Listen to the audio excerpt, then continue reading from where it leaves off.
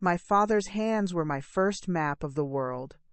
I remember them so clearly, even now, resting on the steering wheel of his old pickup truck. My name is Ruth. They were broad, the skin like worn leather, with a fine tracing of scars and veins that stood out like rivers on a chart. I'd sit in the passenger seat, maybe 7 or 8 years old, and he'd point with one of those thick, capable fingers. "See that, Ruthie?" he'd say, his voice a low rumble I felt in my bones. Quick pause. Before we continue, tell us where in the world are you watching from? If you're enjoying these stories, make sure to hit subscribe, because tomorrow's episode is absolutely mind-blowing. That oak tree there. Your great-granddad planted that when he first settled this land. Our land. Our land. The words weren't boastful. They were a fact, as solid and unshakable as the man himself. The farm was more than just a piece of property. It was the anchor of our family, the silent, steadfast witness to 4 generations of our joy, our sorrow, our sweat. And my father, Arthur, was its heart. To me, he was a giant. Not in a scary way, but in a way that made you feel safe, like no storm could ever truly reach you as long as he was standing between you and the wind. He wasn't a man of many words, my dad. His love language was action. It was in the way he'd secretly slip me an extra $5 when Mom wasn't looking, with a wink that said, "Go get yourself a new book, sweetheart."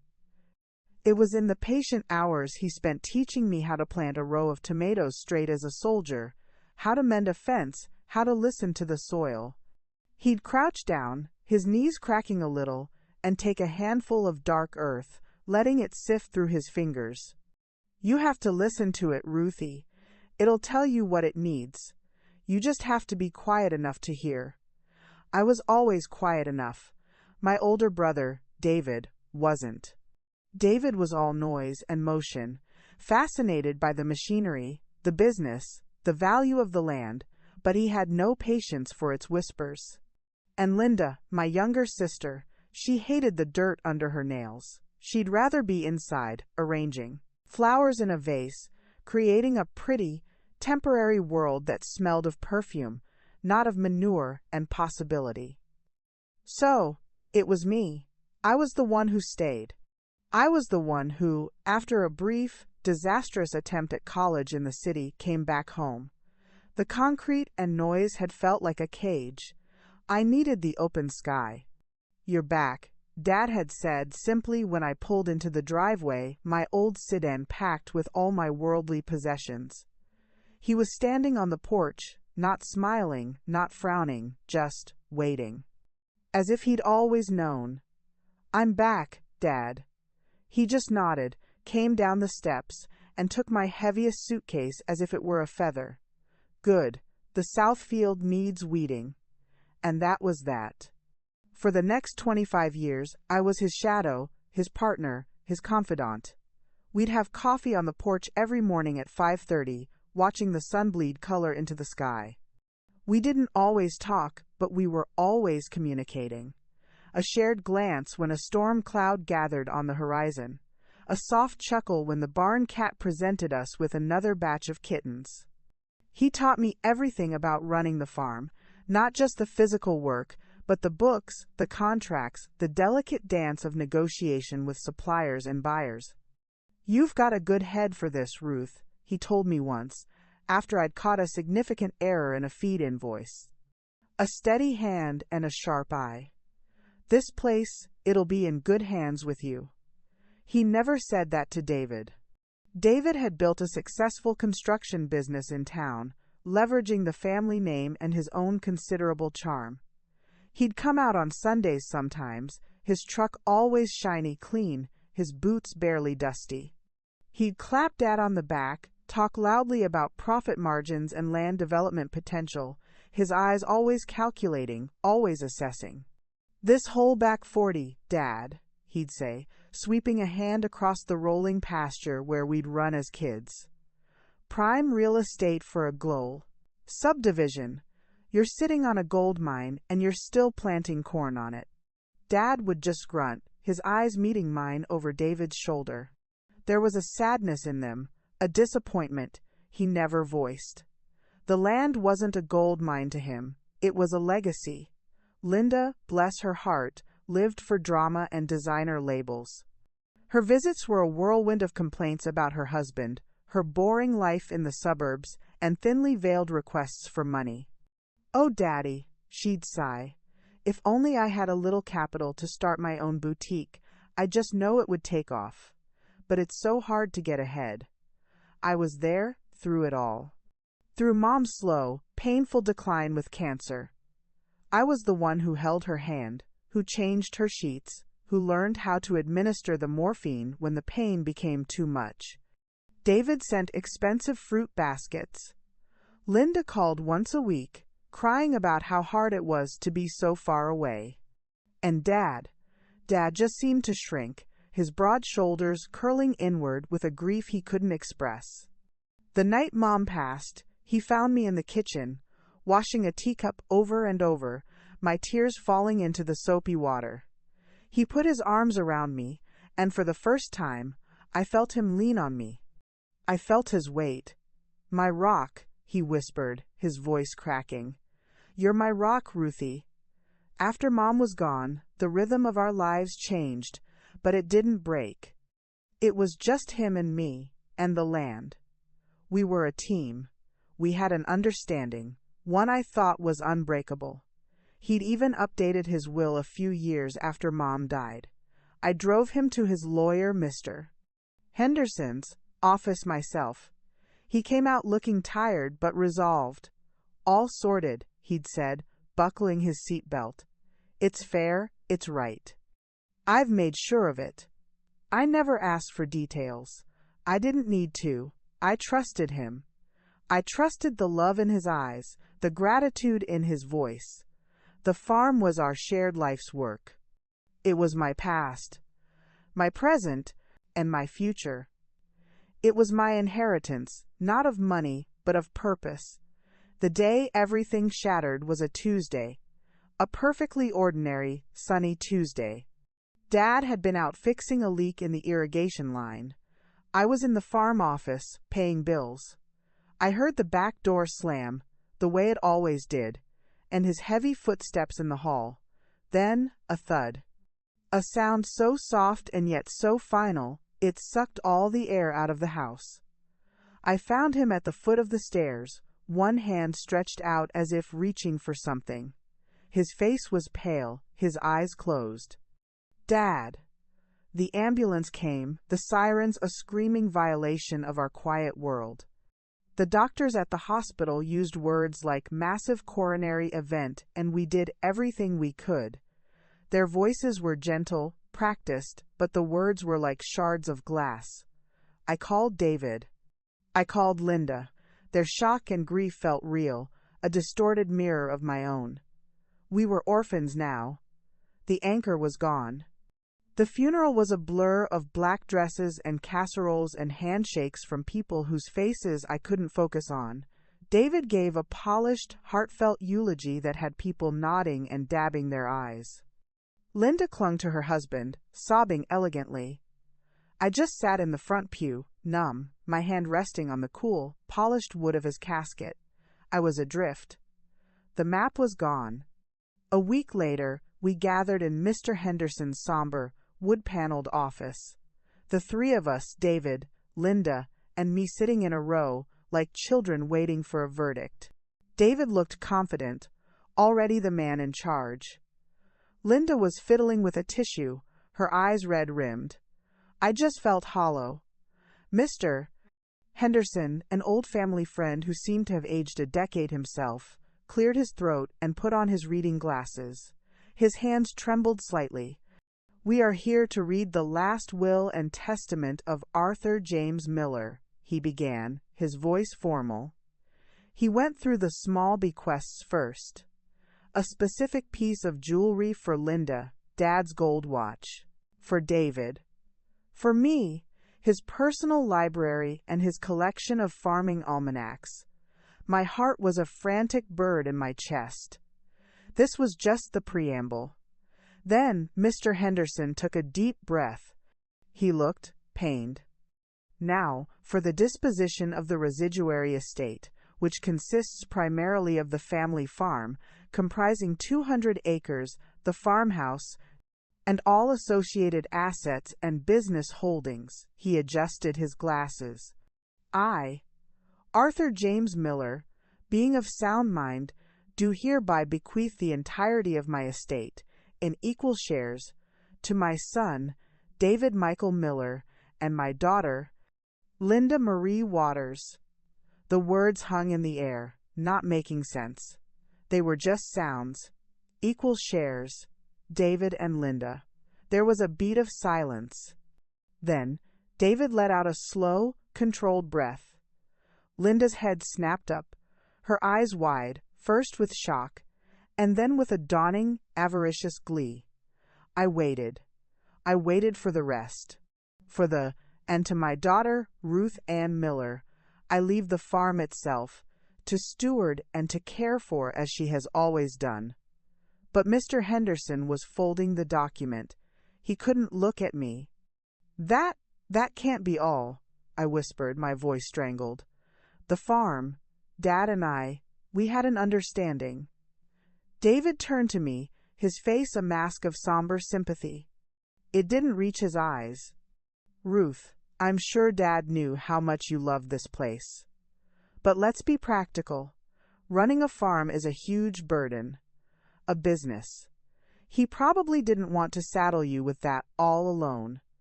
Saddle me. The words were a choked gasp. This is my life. Linda reached over and patted my hand, her touch feeling like a brand. Oh, Ruth, don't be dramatic. Of course, you can still live here. We're not monsters. We'll figure something out. Figure something out, in my own home.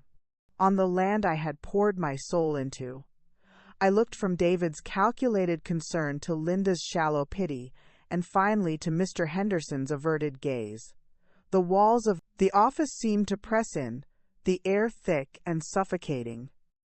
The anchor chain had not just broken, it had been severed with a deliberate, cruel cut. And I was left, utterly and completely, alone in a vast, uncaring sea. The world outside Mr. Henderson's office window was still turning. Cars passed by on the street, people walked their dogs, the sun continued its slow arc across the sky. It was an obscenity, that normalcy. How could the world just go on when mine had so conclusively ended? The sounds of the room became muffled, as if I were submerged in deep water.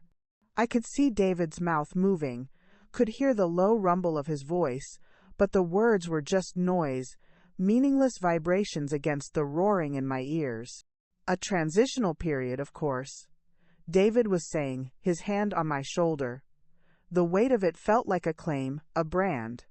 I flinched, and he pulled his hand away, a flicker of irritation crossing his features before the mask of brotherly concern slipped back into place. We'll need to get an appraisal, he continued, talking to Linda and Mr. Henderson as if I were no longer there. The land value alone has skyrocketed. With the housing market the way it is, the land? The word tore itself from my throat, raw and ragged. You're talking about appraising the land? Dad's not even cold in the ground, David. Linda sighed, a theatrical, put-upon sound. Ruth, please, we have to be practical. This is what Dad wanted. We have to respect his wishes. His wishes? I stared at her, my vision sharpening, focusing on the perfect, glossy bob of her hair, the diamond studs in her ears, a gift from Dad for her last birthday. Since when did you know anything about Dad's wishes? You visited 3 times a year.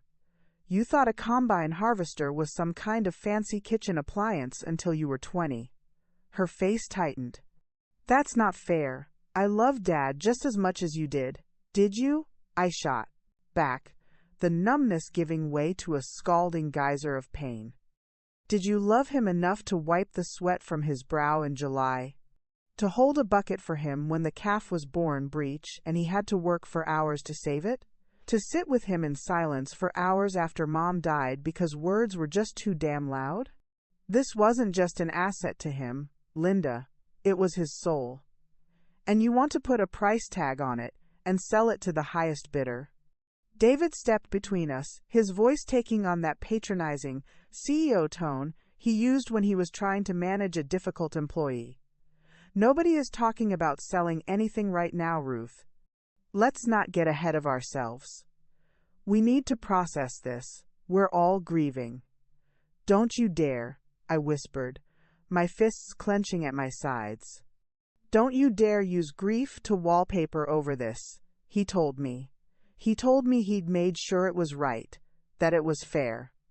This isn't fair. Mr. Henderson finally spoke, his voice weary. Ruth, the will is a legal document. It was duly executed and witnessed. Arthur was of sound mind when he signed it. I can assure you of that. When? I demanded, turning my fury on him.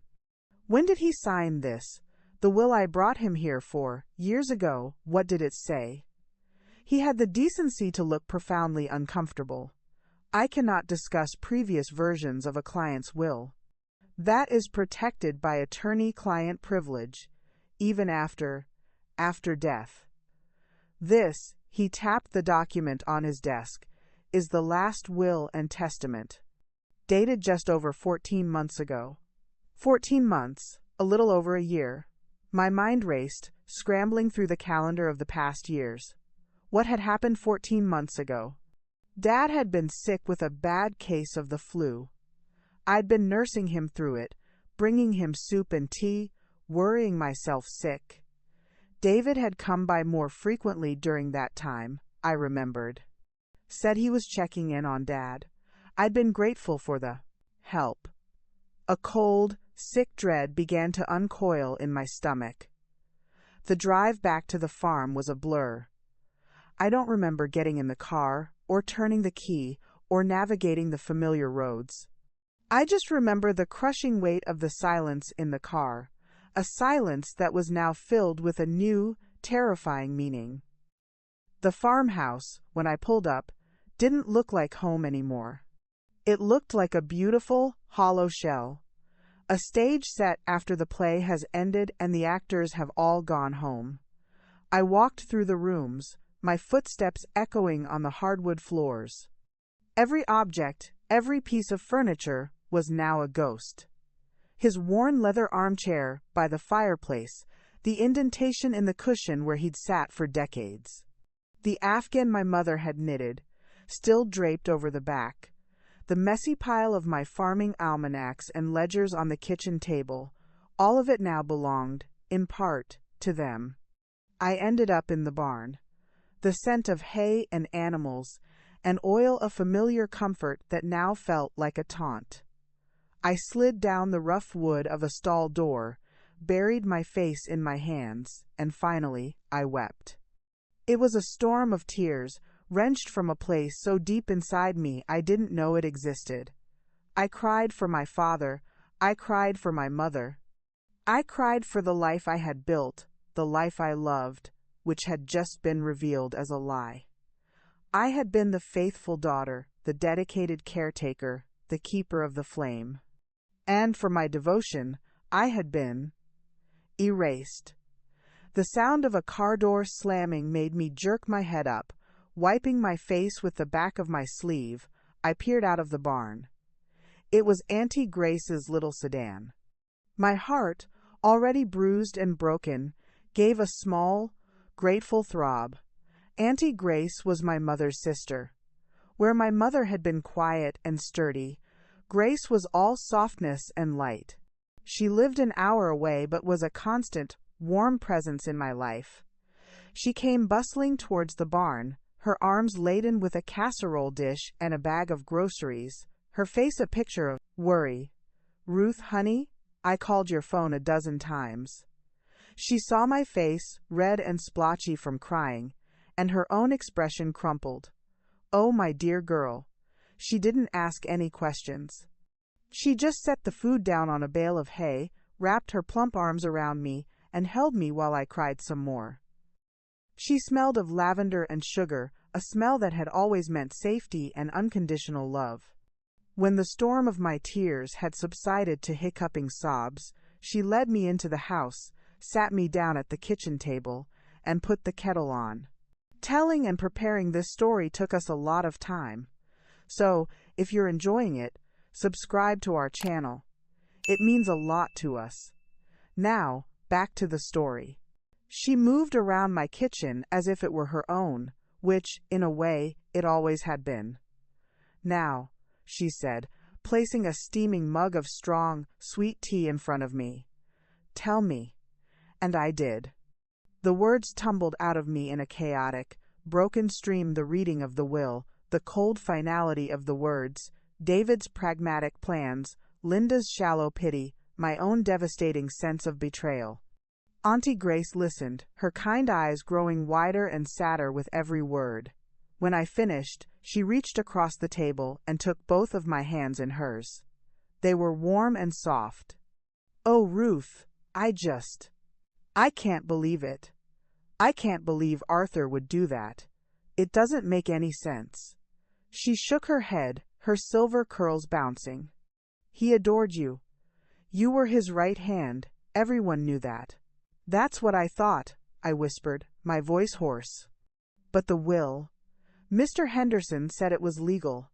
That Dad was of sound mind." "Sound mind, maybe," a new voice said from the doorway, sharp and clear as a shard of glass. "But whose influence was upon that mind is the question." We both turned. Standing in the kitchen doorway was Auntie Clara. Clara was my father's sister, and she was everything Grace was not. Where Grace was soft, Clara was angles. She was tall and thin, with a spine of steel and a gaze that missed nothing. She wore a severe, well-tailored pantsuit, her gray hair pulled back in a tight chignon. She had never suffered fools gladly, and in her eyes, most of the world were fools. She was holding a copy of the local newspaper, the obituary section facing out. "Clara," Grace said, her voice a little nervous. "I didn't know you were coming." "Obviously," Clara said, stepping into the kitchen and placing the newspaper on the table. She looked at me, her eyes, the same piercing blue as my father's, scanning my face. "You look terrible, Ruth. Crying isn't going to fix this." It was such a typically Clara thing to say, but for some reason it didn't sting. It was a fact. Crying wouldn't fix it. "What are you saying, Clara?" Grace asked. "About influence?" Clara pulled out a chair and sat down, her movements precise and economical. "I'm saying that my brother was a good man, but he was also a trusting man. And he was getting older. A few years ago he would never have disinherited Ruth. It's inconceivable." She fixed her gaze on me. "David was here a lot in the months before Arthur got sick, wasn't he?" "More than usual." I nodded, a fresh chill creeping down my spine. "Yes. He said he was checking on Dad. I thought it was sweet, that they were finally connecting." Clara's lips pressed into a thin line. "David doesn't do anything out of sweetness. He does things for profit. And Linda, she's always been a magpie, attracted to shiny things and empty compliments. I heard her on the phone with Arthur, must have been about 16, 17 months ago. Going on and on about how insecure she felt, how her husband's business was struggling, how she worried for her children's future. She was laying the groundwork." "You think they manipulated him?" Grace asked, her hand flying to her heart. "I think they saw an opportunity," Clara said coldly. "Arthur was lonely after Eleanor died. He was vulnerable, and he loved his children. The thought of Linda being in financial distress, or David presenting a solid, business-minded plan for the farm's future, it would have preyed on his mind, especially if he was feeling unwell. I remembered those weeks. Dad had been quiet, withdrawn. I'd chalked it up to the flu, but he'd also had long, closed-door conversations with David. I'd hear the low murmur of their voices from his study. I'd thought nothing of it. Now, every memory was being re-examined under this new, harsh light, and they all looked suspect. But the will was with Mr. Henderson, I said, feeling naive and foolish. He's a family friend. A family friend who is also a businessman, Clara countered.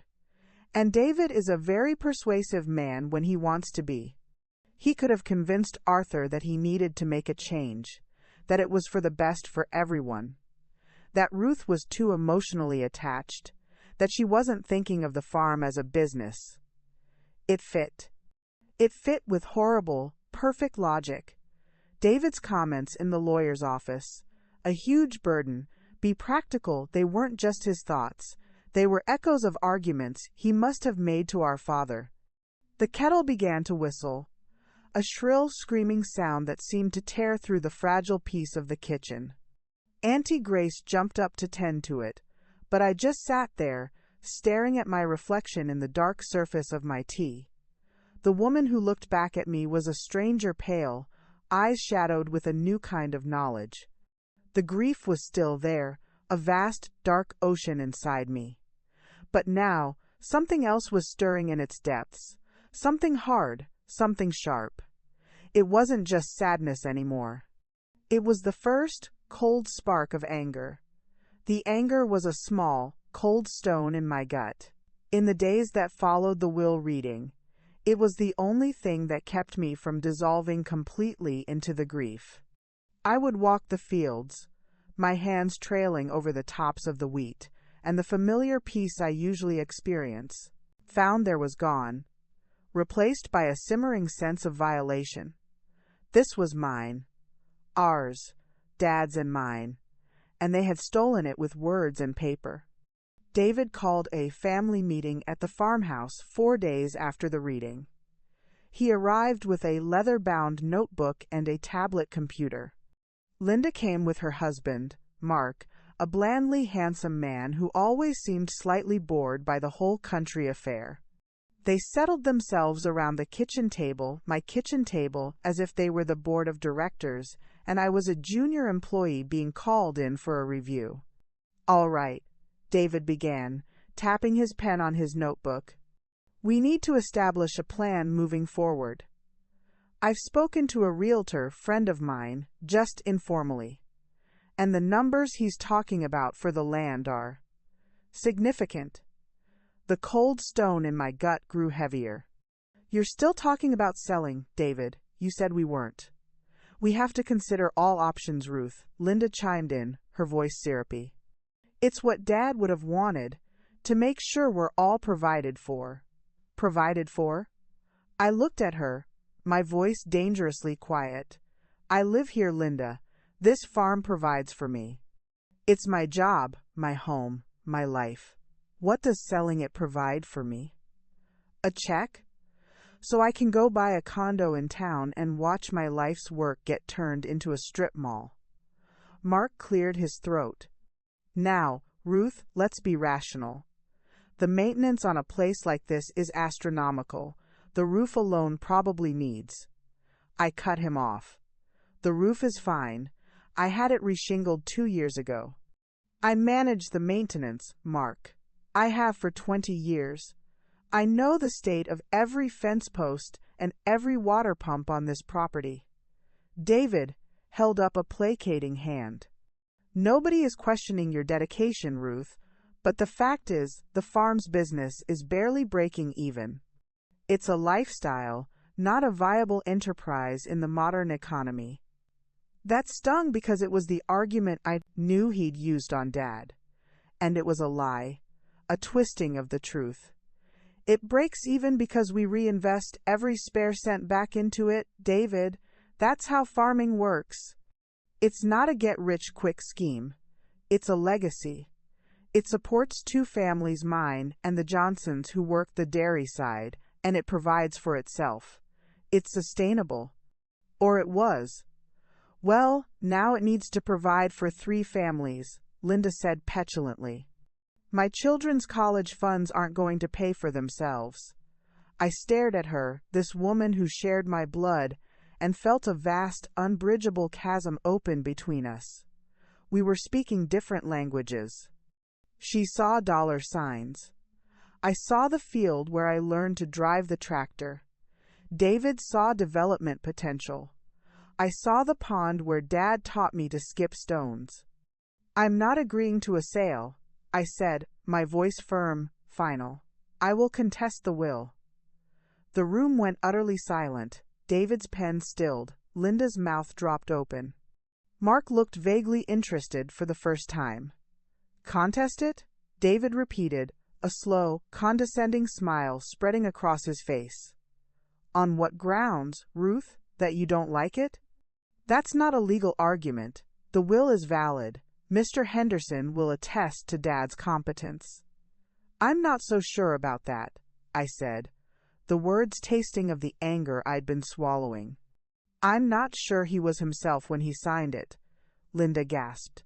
How dare you? Are you saying Dad was senile? That's disgusting. I'm saying he was sick.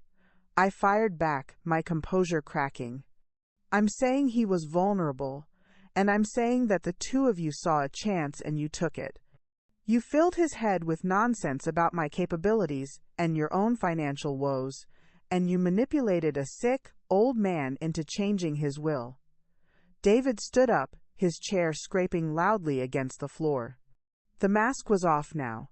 His eyes were hard, glittering with a cold fury I'd never seen, directed at me before. You listen to me. You have no proof of that, none. You're just a bitter, middle-aged woman who's upset that Daddy didn't leave her the whole damn kingdom. Well, life isn't fair, Ruth. Dad saw that this place was holding you back. That you've wasted your life here, playing farmer, with no husband, no children, nothing to show for it but calluses and a pile of debt. Maybe he was trying to set you free. His words were like physical blows, each one landing with brutal precision on my deepest insecurities. Bitter, middle-aged, wasted your life. I felt the air leave my lungs. Linda was watching me, a strange, satisfied look on her face. Get out, I whispered, my voice trembling. This is our house, too, Ruth, David said coldly, gathering his things. You don't get to order us out. We'll be in touch about listing the property. I'd start packing if I were you. They filed out, Linda shooting me a final, triumphant glance over her shoulder. The sound of their car engines fading down the driveway left a silence that was more deafening than their hateful words. I didn't move. I stood rooted to the spot in the middle of my kitchen, the ghost of David's accusations hanging in the air. A bitter, middle-aged woman. Was that what I was? Had Dad seen me that way? The doubt was a poison, seeping into the cracks he had just created. I don't know how long I stood there before I found myself climbing the stairs, my legs moving on autopilot. I went into Dad's bedroom. I hadn't been able to bring myself to go in since he died. The room was exactly as he'd left it. The bed was neatly made, a habit from his army days. A book was on his nightstand, a historical biography he'd been reading. His slippers were peeking out from under the bed. The grief returned, a fresh wave, but this time the anger was there to meet it. I wouldn't let them do this. I wouldn't let them rewrite our history, my history, into some pathetic story of a wasted life. This farm was my life's work, and it was a good life. A worthy life. I started opening drawers, not even sure what I was looking for. A receipt? A note? A shred of evidence. His desk was tidy, filled with old tax returns, manuals for farm equipment, bundles of neatly tied letters from my mother. Nothing out of the ordinary. Frustrated, I knelt down and looked under the bed. There was an old metal lockbox there. I knew what it was. It was where he kept the important papers, birth certificates, marriage license, the deed to the farm. He'd shown it to me years ago. The key, he'd said, was on his keyring. My heart hammered against my ribs. With trembling hands, I found his keyring in the top drawer of his dresser. It felt heavy and cold. I carried it, and the lockbox back to the kitchen table, the scene of the recent battle. The key turned with a smooth, well-oiled click. I lifted the lid. On top of the familiar documents was a sealed, business-sized envelope. It wasn't labeled. My name wasn't on it. But something made me pick it up. It felt deliberate. I turned it over. My breath caught in my throat. There, on the back flap, in my father's distinctive, looping handwriting, were 2 words, written faintly in pencil, as if he'd been unsure whether to write them at all. For Ruth. My hands shook so badly I could barely tear the envelope open. Inside was a single sheet of paper, also in his handwriting. It wasn't dated, it wasn't signed. It was just a block of text, written in the slightly unsteady script of his later years. I began to read. My dearest Ruthie, if you are reading this, then I am gone, and things have likely gone the way I feared they might. I have always been so proud of you. Your strength, your goodness, your connection to this land. It has been the greatest joy of my life. You are the best of me and your mother. Never forget that. A man's weakness is his children. He wants to believe the best of them. He wants to fix their problems. David and Linda have shown me a side of themselves lately that frightens me. They speak of fear and lack, of the value of this land as money, not as memory. They have pressed me, Ruthie, pressed me hard to make changes, to secure their futures. They say you are stuck in the past, that you cannot manage alone. I know this is not true. I know your heart is the truest compass this farm has ever had. I am writing this because I feel a shadow over me. I am going to see Henderson tomorrow. David is taking me. He has arranged it. He says it is for the best, for all of us. I am old, and I am tired, and the thought of conflict between my children is a weight I cannot bear. So, I may sign what they put in front of me. I may do it for peace. But know this, my Ruthie, it is not my true wish. My true wish is for you to have what is yours, what you have earned with every drop of your sweat and every beat of your heart. If they have turned my love for them into a weapon against you, then you must fight. Fight for our land. Fight for your home, and forgive your old father his weakness. I loved you too much to tell you this to your face. I could not bear to see the disappointment in your eyes. I read the letter once, then again, and a third time. The words blurred as my eyes filled with tears, but they were different tears now. They were not tears of despair, but of vindication. Of a love confirmed. He hadn't rejected me. He had been betrayed, just as I had. He had been manipulated, pressured, worn down. The will was a lie, a document signed under a form of duress. It was not his true wish. I clutched the letter to my chest, the paper crinkling against my pounding heart. The cold stone of anger in my gut was now a burning coal. David, Linda, they hadn't just betrayed me.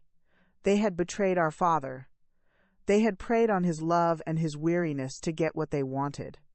I looked out the kitchen window at the land, bathed in the golden light of the late afternoon. The fields, the barns, the distant line of trees. It was all still there, and it was still mine. My father had just told me so. I reached for the phone. My fingers, which had trembled with grief just moments before, were now steady and sure. I dialed a number I knew by heart. A crisp voice answered on the second ring. Clara Miller. Auntie Clara, I said, my voice clear and strong, the tremor gone. It's Ruth. You were right. I found something. I need your help. I'm going to fight. There was a pause on the other end of the line. Then, I could almost hear the grim, satisfied smile in her voice. Good, she said. It's about time. I'll be there in an hour. Don't do anything until I get there. I hung up the phone. The hollow, empty shell of the house was filling up again, not with the ghosts of the past, but with the purpose of the future. The battle for my home, for my father's true legacy, had just begun. Auntie Clara arrived not in an hour, but in 45 minutes. She moved through my kitchen like a general surveying a battlefield, her sharp eyes taking in the letter still clutched in my hand, the set of my jaw, the remnants of tear tracks on my cheeks that were now drying into resolve. "Let me see it," she said, not unkindly, but with a lawyer's directness. She held out her hand. I passed her the single, precious sheet of paper. She sat at the table, pulled a pair of reading glasses from her purse, and laid the letter flat on the worn wood. She read it slowly, her expression not changing, but I saw the muscle in her jaw tighten. When she finished, she read it again. Finally, she looked up at me. "This is it. This is your canon, Ruth. This changes everything." "Is it enough?" I asked, my voice barely a whisper. "It's not a new will. It's not signed or dated." "It's not a will," Clara confirmed, tapping the paper. "It's evidence. Evidence of your firm, father's true intent, and, more importantly, evidence of undue influence. It shows his state of mind before he signed the new document. It shows he was pressured, that he was acting under duress, that the will he signed does not reflect his free will." She leaned forward, her blue eyes blazing. "He names the perpetrators and their methods. David arranged the meeting. They pressed him hard. They filled him with lies about you. This is a textbook case." Hearing it stated so clinically, so certainly, made my knees feel weak. I sank into the chair opposite her. "What do? We find a lawyer, not Henderson. Someone from the city, someone who specializes in probate litigation and isn't afraid of a nasty fight. David will not give up without one." She folded the letter carefully and slid it back into its envelope. "We also need to secure this. I'll have it digitized and stored in a safe deposit box.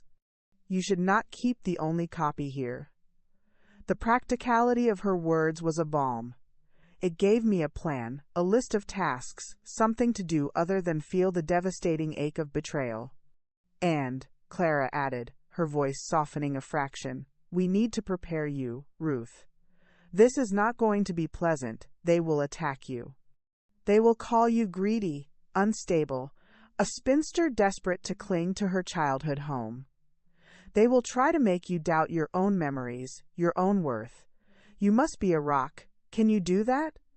I thought of David's words, bitter, middle-aged, wasted your life. He had already begun.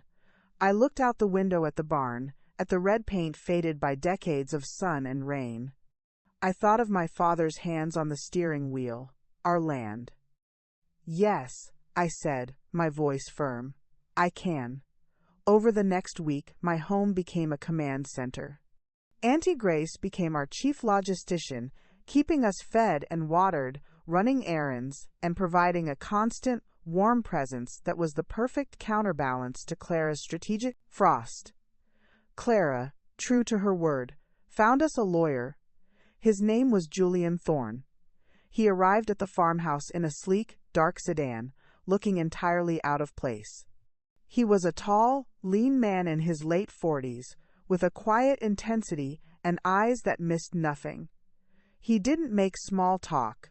He sat at my kitchen table, listened as I told my story, and read my father's letter. He asked pointed, precise questions. "How often did David visit in the year before your father's death compared to previous years? Can you document your role in the farm's management, ledgers, payroll, correspondence? Did your father ever express confusion or memory lapses during this time? Who were your father's doctors? We'll need to subpoena his medical records to prove he was in a vulnerable state. He was building a fortress, brick by brick. When I finished, he steepled his fingers. This is a strong case, Ruth. The letter is powerful. But it will be your word and this document against David and Linda's, and they will have Henderson testifying to your father's legal competence. The burden of proof for undue influence is high. We need to prove that their influence was so overpowering, it destroyed your father's free agency. This letter goes a long way, but we need more. What kind of more? I asked. Witnesses, Julian said. People who saw the change in your father, who can testify to David and Linda's campaign of pressure. We also need to prove your indispensable role here. We need to show the court that disinheriting you was not just unfair, it was irrational, which supports the idea that his judgment was compromised. Auntie Clara nodded sharply. The Johnsons, they've been here for 30 years, they saw everything. And so, the net was cast. I sat down with Ben and Mary Johnson, our dairy managers, and their son, Jake, who had grown up on the farm, alongside me. They were nervous, hesitant. They didn't want to get involved in family business. Mr. Arthur, he was a good man, Ben said, twisting his cap in his hands. But towards the end, he seemed different. Worried. David was here a lot, always in that study with the door closed. We heard raised voices a time or two. And you, Ruth, Mary added, her kind eyes full of sympathy. Everyone knows you run this place. Everyone.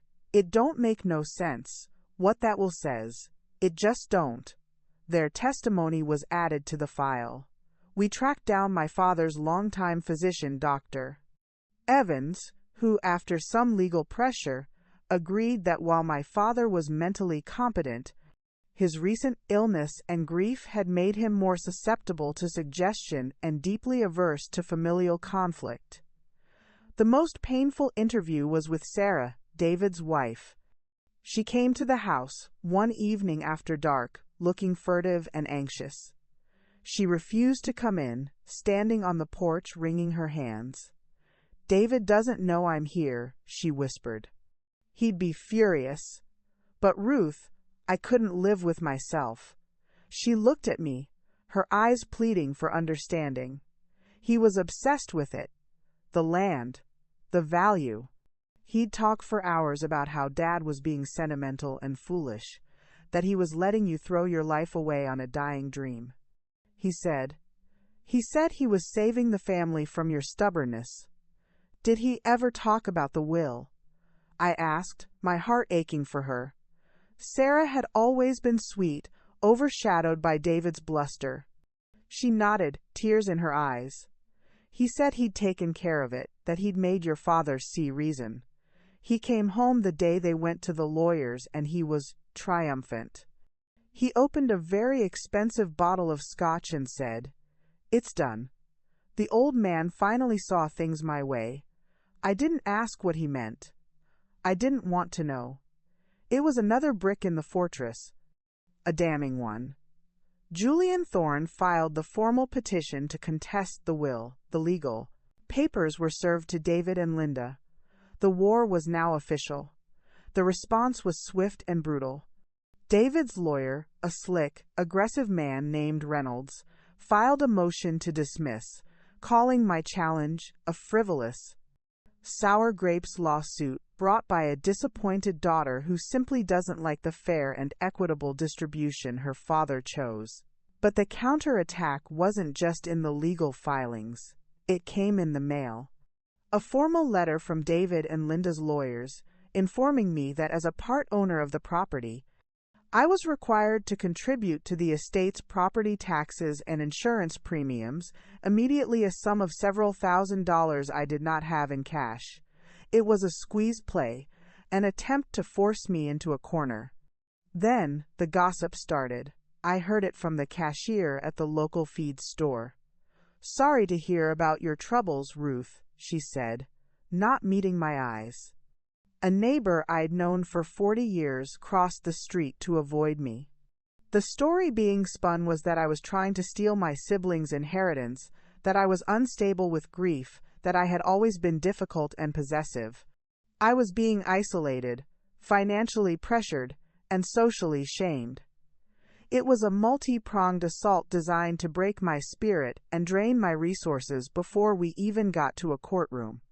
but they had underestimated me. They had underestimated the woman who had weathered drought and flood, who had pulled calves from struggling mothers in the dead of night, who had learned strength from the land and from her father. The cold, hard coal of anger in my gut was now a steady flame, and it was keeping me warm through the gathering storm. I was no longer just Ruth, the dutiful daughter. I was Ruth, the defender of my father's true wish, and I would not back down. The silence after the declaration of war was the worst kind. It wasn't a peaceful silence, it was a taut, vibrating wire of tension stretched to its breaking point. The phone didn't ring, with David's bluster or Linda's fake tears. Instead, the battle shifted to the shadows, to the world of paper and postmarks and whispered rumors. The first formal volley from their side was a notice to produce documents. A thick stack of paper arrived by certified mail, demanding every financial record I had ever touched: personal bank statements, farm ledgers from the last decade, tax returns, receipts for equipment, even my personal grocery budgets. It was a fishing expedition designed to bury us in paperwork, to find some discrepancy, some small financial sin they could use to paint me as incompetent or dishonest. For 2 weeks, Auntie Clara and I lived in a fortress of paper.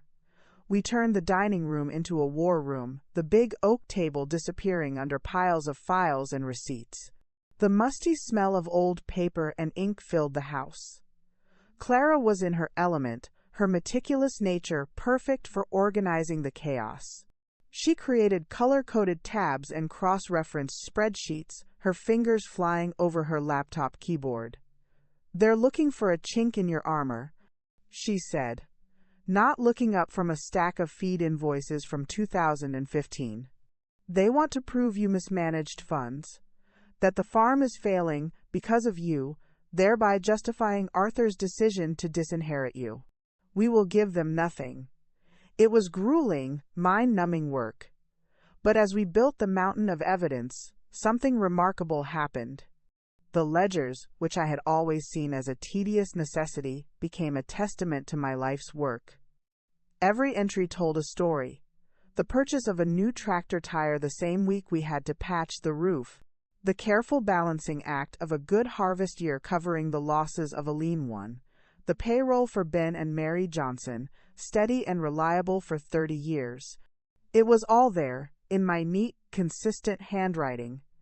It wasn't the record of a failing enterprise, it was the diary of a resilient, living thing, meticulously cared for. While we were buried in paperwork, Julian Thorne was in his element in the legal arena. He responded to their motions with razor-sharp precision, painting a picture for the judge of a coordinated campaign of undue influence. He attached my father's letter as an exhibit, redacting nothing. The first time I saw it there, in a formal court filing, it took my breath away. My father's private, pained words were now a matter of public record, a weapon in a fight he never wanted. David and Linda's response was to attack the letter's validity. Their lawyer, Reynolds, filed a motion to have it thrown out, calling it an unauthenticated, undated, self-serving forgery created by the petitioner in a desperate attempt to override her father's clear and legal wishes. "A forgery?" I gasped when Julian told me over the phone. "They think I forged it." "It's a standard tactic, Ruth," Julian said, his voice calm. "They have to discredit it. We have a handwriting expert ready to testify. We'll authenticate it. Let them have their moment. It will make the truth all the more powerful when it's confirmed." The social siege continued. I became a ghost in my own community. When I went into town for supplies, conversations would halt as I walked into the general store. I saw the pity in some eyes, the judgment in others. David, I learned, was playing the role of the wounded, responsible son, lamenting his sister's mental breakdown to anyone who would listen at the country club. Linda was the heartbroken daughter, just wanting what Daddy wanted. The most painful moment came on a Saturday morning. I was at the farmer's market, buying eggs from a local Amish family who, blissfully disconnected from local gossip, always treated me with their usual quiet courtesy. I turned around and came face to face with Mrs. Gable, my mother's oldest friend. She had watched me grow up. She had held me at my mother's funeral. "Ruth Miller," she said, her voice cold as January ice. "I never thought I'd see the day. Your father would be ashamed of you, dragging his good name through the mud like this. Why can't you just let your brother and sister have their share?" Her words felt like a physical slap. I stood there, clutching my basket of eggs, my mouth open, unable to form a sound. The betrayal from my family was one thing. This, from someone who represented a link to my mother, felt like a desecration. It's not what you think," I managed to stammer. "It never is with greed," she sniffed, and turned on her heel, walking away. I drove home. The beautiful morning ruined, hot tears of shame and anger pricking my eyes. When I walked into the kitchen, Auntie Grace was there, kneading dough for bread. She took one look at my face and knew. "Who was it?" she asked, her voice gentle. "Evelyn Gable," I whispered, sinking into a chair. Grace sighed, wiping her floury hands on her apron. "Oh, honey. Evelyn has always been a gossip, and she plays bridge with David's mother-in-law. Don't you let that old biddy get to you." She came over and put a flowery, comforting arm around my shoulders. "You listen to me, Ruth Ann Miller. You are doing the right thing. You are fighting for the truth. Anyone who can't see that isn't worth a pinch of salt." Her unwavering belief was a life raft, but the isolation was taking its toll. The farm, my sanctuary, began to feel like a gilded cage. Every sunset over the fields was both beautiful and painful, a reminder of what I was fighting for and what I stood to lose. The financial pressure was the most immediate threat. The demand for thousands of dollars for taxes and insurance loomed. I didn't have it. The farm's accounts were for operating costs, and my personal savings were meager. I was asset-rich and cash-poor, a classic farmer's dilemma that David was exploiting perfectly. It was Auntie Clara, again, who found a solution. "We'll get a loan," she announced one evening, looking up from her laptop. "A loan? With what collateral?" I asked, exhausted. "The bank. Won't touch me while the title is in dispute." "Not from a bank," she said, a rare, triumphant smile on her face. "From me." I stared at her. "Clara, no. I can't ask you to do that. It could be tens of thousands of dollars. You could lose it all." "You are not asking." "I am offering," she said, her tone leaving no room for argument. "I have more than I need, Ruth. I never had children. You and your father, you're the closest I have. This is not a loan, it is an investment. An investment in justice. We will pay the extortion demand, and we will add it to the mountain of evidence showing their tactics. We will note every cent they force us to spend in this fight. And when we win, the estate will reimburse every penny." Tears filled my eyes again, but this time they were of a profound, humbling gratitude. "Clara, I don't know what to say." "Say you'll accept," she said simply. "And then let's go beat them." With Clara's backing, we met their financial demand.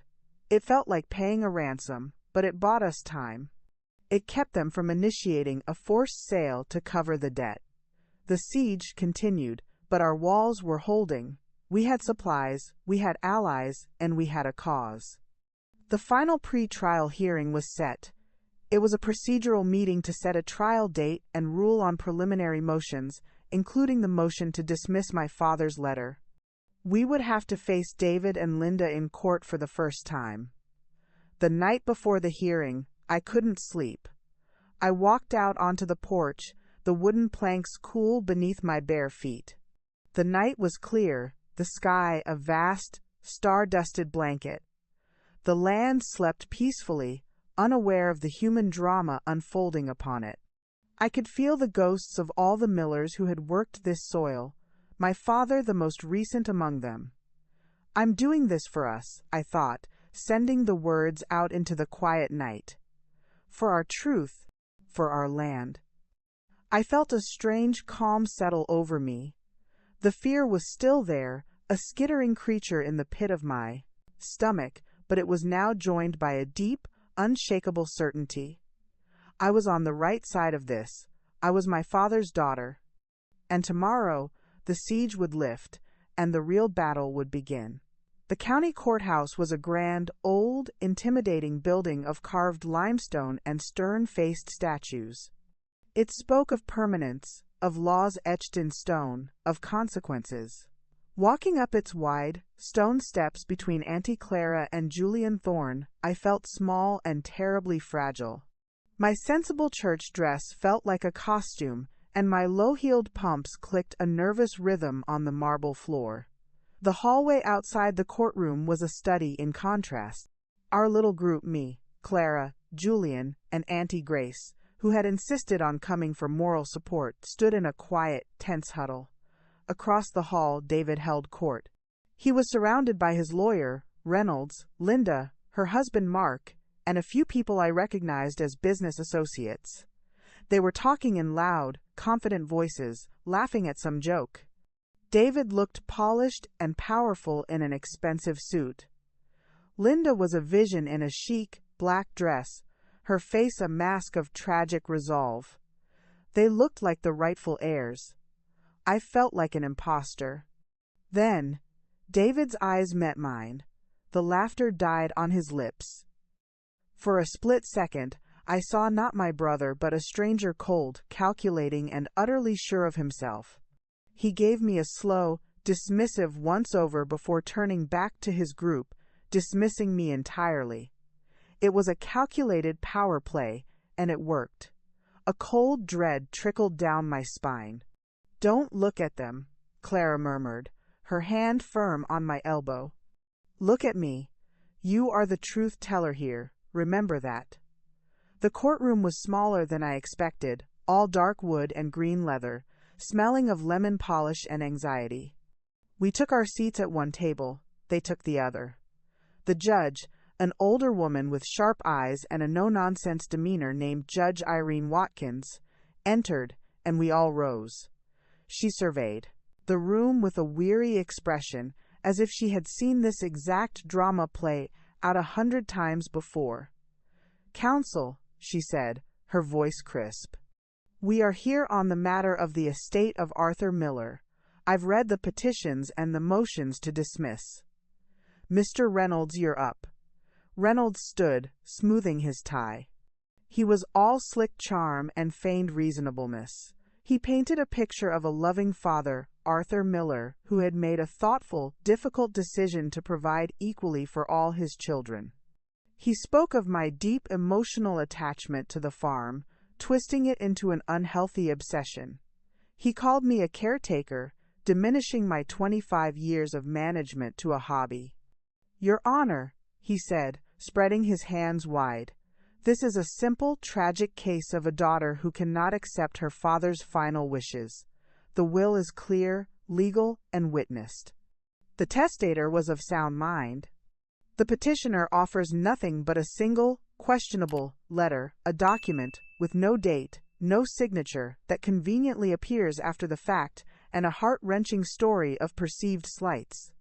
The law cannot operate on sentiment. It must operate on fact, and the facts are the will itself. We move for dismissal." He sat down, looking pleased with himself. My heart was hammering. He made it sound so reasonable, so cut and dried. Julian Thorne stood up. He didn't smooth his tie or spread his hands. He simply placed his fingertips on the table and began to speak, his voice calm and measured, but with a core of steel. "Your Honor, if it were only a matter of a daughter's disappointment, Mr. Reynolds would be correct, but it is not. This is a case about the subversion of a weak and grieving man's free will. The document in question," he held up the plastic-sleeved letter, "is not a questionable letter. It is a dying declaration of intent, a cry for help from a father to the daughter he trusted most.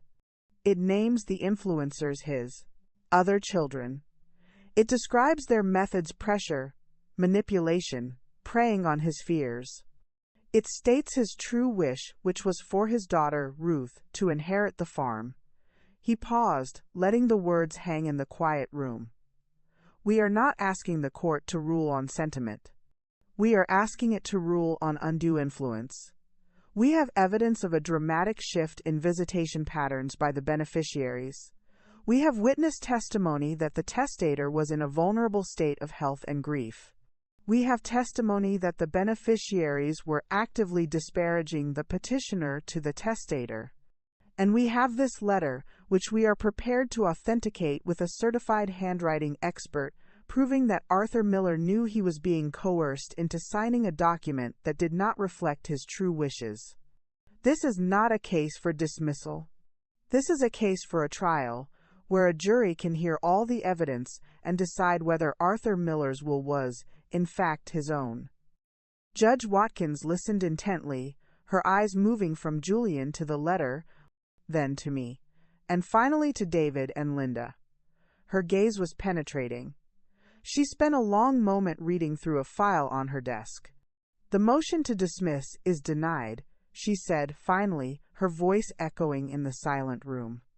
"The court finds that the petitioner has presented sufficient evidence to proceed to trial on the question of undue influence.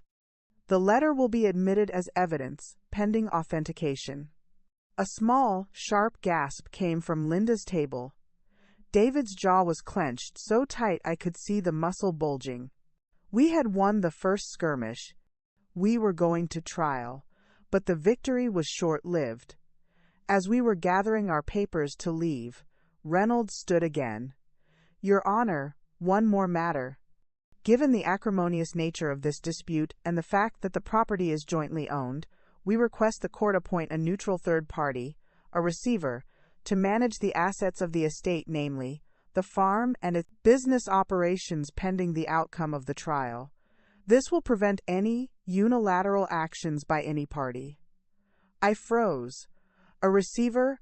A stranger would come in and run my farm? They would take it from me. Julian was on his feet instantly. "Your Honor, that is entirely unnecessary and punitive. Ruth Miller has managed this farm flawlessly for decades. Appointing a receiver would be disruptive, expensive, and would only serve to harm the very asset we are all here to protect." Judge Watkins looked from one lawyer to the other, her expression unreadable. "The request has merit, Mr. Thorne.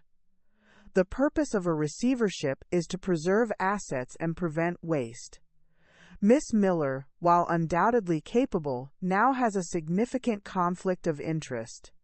She is a party litigating against the other owners. I am granting the motion for a receivership." The ground fell out from under me. I gripped the edge of the table to keep from falling. They hadn't just won a point. They had taken my home. They had stripped me of my purpose, my daily life, my very reason for fighting. As we filed out of the courtroom, the shock was a physical weight on my shoulders. In the hallway, David couldn't resist. He stepped into my path, a thin, cruel smile on his face. "A receiver, Ruth," he said softly, so only I could hear. "Now a stranger will be in charge. Maybe he'll see what I see, a money pit that needs to be sold. You should have taken the deal. You've just lost everything." Auntie Clara pulled me away, her face a thundercloud. "It's a setback, Ruth, nothing more. Don't you let him get to you." But as we drove away from the courthouse, the farmhouse, when we reached it, didn't feel like a victory. It felt like a beautiful, empty museum. The receiver would arrive next week. I was to hand over the keys, the ledgers, the passwords. I was to become a spectator on my own land. That night, I sat on the porch steps, wrapped in one of my father's old sweaters. The familiar sounds of the farm, the crickets, the distant lowing of a cow felt like a farewell. I had fought so hard, and I had lost the very thing I was fighting for. The flame of anger inside me guttered, threatened by the cold wind of despair. Auntie Grace brought me a cup of tea and sat beside me, not speaking. After a long while she said, "You know, your mother once told me that the land doesn't belong to us. We belong to it. We are its caretakers for a little while." "You haven't lost it, Ruth. You're just tending it in a different way for now. You're fighting for its future." That's still stewardship. I looked out at the dark, sleeping fields. She was right. This wasn't over. The receiver was a battle lost, but the war for the truth was still raging. David had taken my day-to-day life, but he couldn't take my history, my love for this place, or the fire of righteousness my father had lit inside me. I took a sip of the hot, sweet tea. The flame inside me steadied, then burned a little brighter. The skirmish was over. The real war was just beginning. The man from the receivership firm arrived on a Tuesday morning in a rented sedan. His name was Mr. Sterling, and he was so blandly professional he was almost a caricature. Mid-40s, neat haircut, a firm handshake, and eyes that held no emotion whatsoever. He was a human spreadsheet. "Miss Miller," he said, his voice neutral. "I'll need full access to all operational areas. The barns, the equipment sheds, the office, all financial records, and bank accounts." It felt like a surrender. I handed him the keys, my fingers trembling. I showed him the filing system I had built over a lifetime. I introduced him to Ben and Mary Johnson, who looked at him with a mixture of suspicion and fear. "We'll be evaluating all expenditures and income streams," Sterling explained. Not unkindly, but with a chilling detachment. "My duty is to the court to preserve the asset's value for the eventual beneficiaries." The beneficiaries. David and Linda. The words were a twist of the knife. The first week of the receivership was a special kind of hell. I was a ghost in my own home. I'd see Sterling out in the fields with a clipboard, or hear him on the phone in the office I'd vacated. He was polite but distant. Every suggestion I made was met with, "I'll take that under advisement, Miss Miller." I was being managed, my experience and knowledge treated as irrelevant, even suspect. The worst was when he questioned a purchase order I'd placed for a new part for the ancient hay baler, a machine I knew inside and out. "This seems like a significant capital outlay for aging equipment," he said, looking at the invoice. "It's not aging, it's vintage," I said, trying to keep the frustration from my voice. "And it's the heart of the harvest.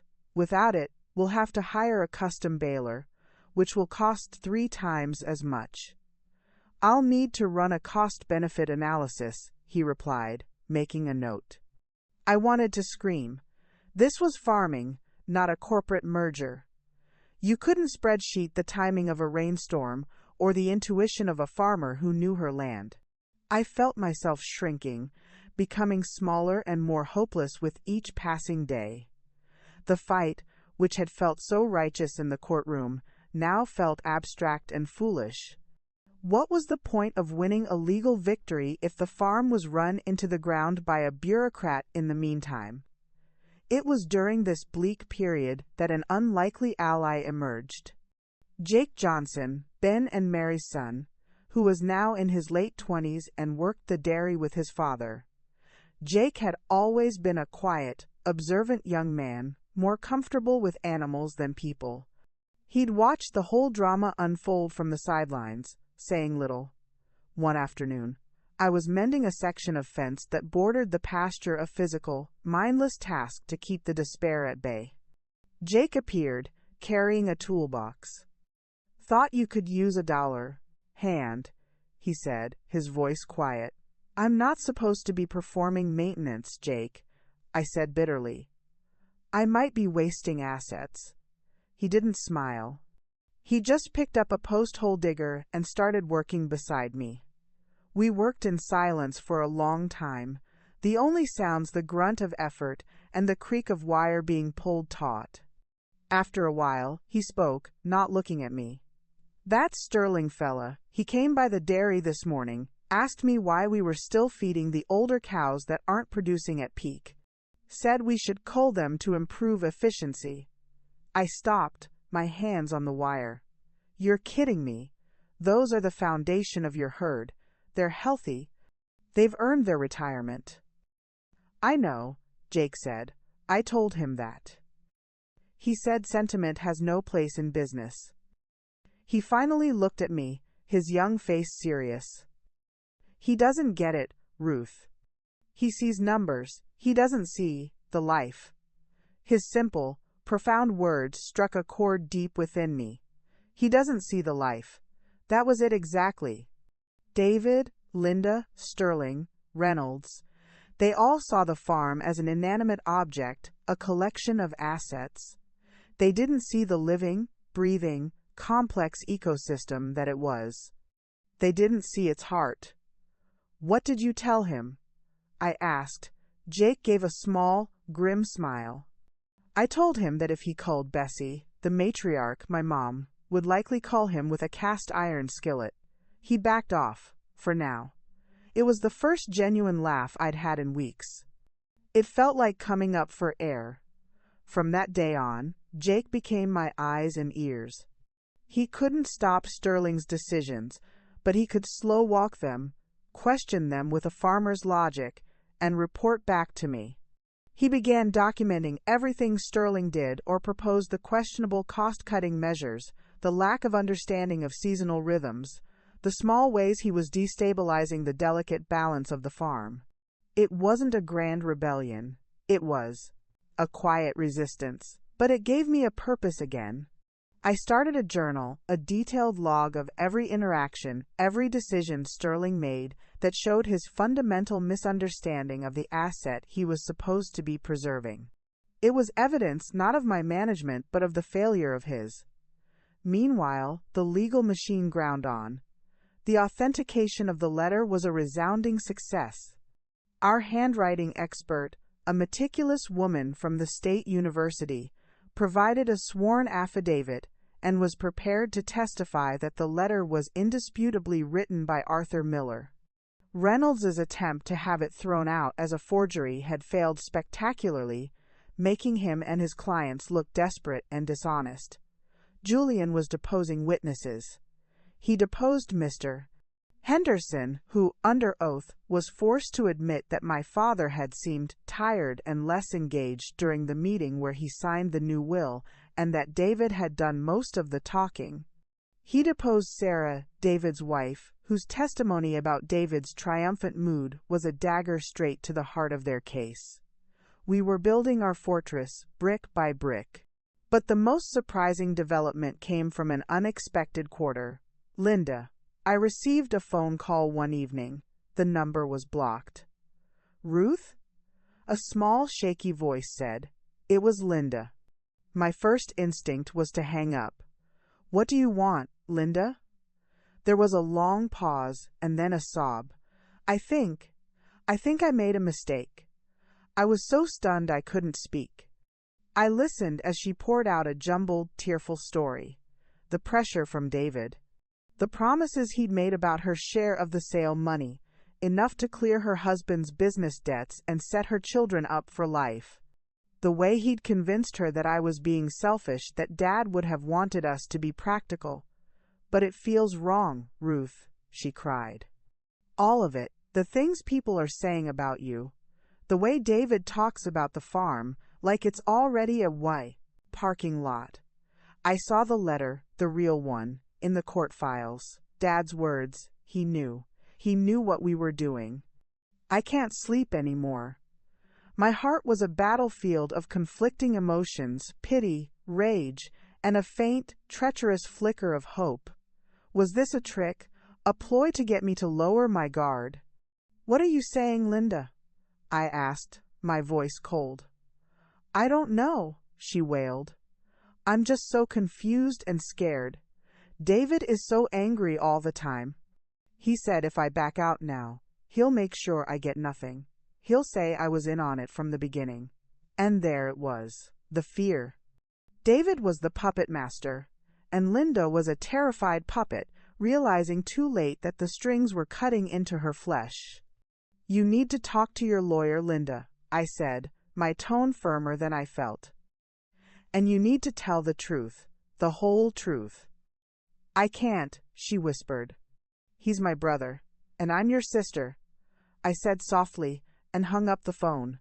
I sat in the dark kitchen for a long time, my mind reeling. Linda was cracking.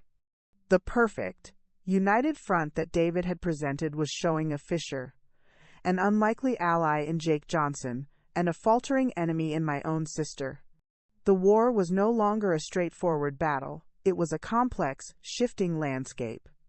Mr. Sterling and his clipboard no longer seemed so intimidating. He was a temporary nuisance. The real fight, I realized, was for the soul of my family. And for the first time since this nightmare began, I felt a glimmer of something that felt like the beginning of the end. Chapter 8. The Calm Before the Storm. Word count, 4,370. The phone call from Linda hung in the air of my house for days, a ghost of a possibility. I told Auntie Clara and Julian about it immediately. Julian's legal mind saw it as a potential bombshell. If she's willing to recant her testimony, to admit that David orchestrated the pressure campaign, it could be case-ending, he said, a rare note of excitement in his voice. But we have to be careful. This could be a trap designed to discover our strategy. We cannot reach out to her directly. The ball is in her court. So, we waited. The tension was different now. It was no longer the dull ache of siege, but the electric anticipation of a coming earthquake. Every time the phone rang, my heart jumped into my throat.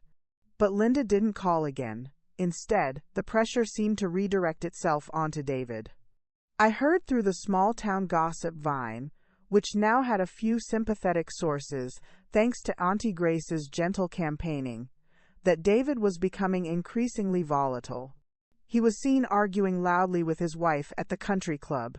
He'd fired a long-time employee at his construction company for a minor error. The mask of the calm, rational businessman was slipping, revealing the ruthless operator beneath. The receivership, meanwhile, dragged on. Mr. Sterling, to his credit, was not a villain. He was simply a man with a job to do, and that job was defined by a narrow set of financial parameters. He denied the repair for the hay baler, forcing us to hire the custom crew at great expense, just as I'd predicted. He approved the sale of a small parcel of timberland to generate liquid assets for estate maintenance, a piece of my heritage sold off without a second thought. It was death by 1,000 paper cuts. But my journal was growing thick. Jake provided me with daily reports, and I documented every misstep, every decision that showed a fundamental disregard for the long-term health of the farm in favor of short-term financial optics. It was a ledger of incompetence, not mine, but of a system that was incapable of understanding what it was managing. One Saturday, Auntie Grace and Clara descended on the farmhouse for what Grace called a strategy and sustenance weekend. The strategy was Clara's domain. The sustenance was Grace's. The house was filled with the warm, comforting smells of baking bread and simmering stew, a stark contrast to the cold legal briefs spread across the table. "We need to talk about the witness list for the trial," Clara said, peering at a spreadsheet. "We have the handwriting expert. We have Dr. Evans. We have Ben and Mary Johnson. We have Sarah, which is huge.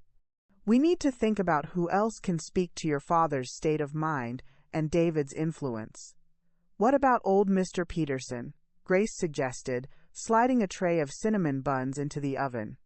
"He and Arthur played chess every Thursday for 20 years. He'd have noticed a change." It was a brilliant idea. Mr. Peterson was a retired history teacher, sharp as a tack and utterly without guile. We added him to the list. We brainstormed others: the postmaster who'd handled my father's mail, the waitress at the diner where he'd had coffee every morning. We were building a chorus of voices to sing the truth to the jury. Later that evening, after Grace had gone to bed, Clara and I sat on the porch with glasses of iced tea. The fireflies were out, painting the dusk with fleeting specks of gold. "You're holding up," Clara stated. It wasn't a question, barely, I admitted. "Some days I feel so strong, like I can take on the world. Other days, the loneliness just swallows me whole. It's the silence, Clara. The phone doesn't ring. No one stops by. It's like I have a disease. You have the disease of truth in a world that prefers comfortable lies," she said bluntly. "It's a lonely affliction, but it's the only one worth having." She sipped her tea. "I was passed over for a partnership at my firm once, many years ago. They gave it to a man with half my billable hours and a tenth of my talent. He was a better golfer, you see. Better at the back-slapping, the long lunches. I was too direct, too sharp. I was furious. I felt invisible. I looked at her, this formidable woman, and couldn't imagine her ever being overlooked. 'What did you do?' I asked. 'I quit,' she said simply. 'I opened my own practice. It was the scariest thing I'd ever done. For the first year, the silence was deafening. No colleagues, very few clients. But I persevered, and eventually my reputation for being sharp and direct became my greatest asset. People came to me because they knew I would tell them the truth and fight like hell for them. The very thing they'd rejected me for became the foundation of my success.'" She looked out at the dark fields. "This is your quitting moment, Ruth. You are leaving behind the family you thought you had, the role you were supposed to play. It's terrifying. The silence is the sound of that old life falling away. But on the other side is a life built on your own terms, on truth." Her words were a lifeline. She was right. This wasn't just about the farm. It was about me. It was about refusing to be the quiet, dutiful daughter anymore. It was about claiming my voice, my worth, my power. The following Monday, the earthquake finally came. It wasn't a phone call from Linda. It was a formal legal notice from Julian. David's lawyer, Reynolds, had filed a motion for a settlement conference. "They want to talk," Julian said over the phone. "This is a classic sign of a weak case. They see our witness list. They know the letter is authenticated. They've likely heard Linda is wavering. They want to avoid a public trial where all their dirty laundry will be aired. A settlement." The word felt alien. Could this all just end with a negotiation, a division of assets? What would that even look like? I asked. "It would likely involve them offering you a cash buyout for your interest in the estate," Julian explained. "Substantially less than the property's true value, of course. They get the land, you get a check, and everyone signs a non-disclosure agreement, a buyout, to walk away. To take money for my blood, my sweat, my history. To let them turn my home into a subdivision. The very idea made me feel ill." "No," I said, the word coming out sharper than I intended. "No settlement, not like that. The only settlement I will entertain is the full reinstatement of my father's original will. The farm is mine. That's the only truth there is." I could almost feel Julian smiling on the other end of the line. "I was hoping you'd say that. I'll inform them we are not interested in settlement talks. We'll see them at trial." When I got off the phone, my hands were shaking, but not with fear, with power. I had drawn my line in the sand. There would be no comfortable compromise. There would only be victory or defeat. I walked outside, past the barn where Mr. Sterling was inspecting the tractor, and down to the creek that bordered the western edge of the property. This was my favorite spot, where the willows dipped their branches into the slow-moving water. I sat on the same flat rock I'd sat on, as a child. The calm was over, the storm was on the horizon. But for the first time I wasn't afraid of the thunder.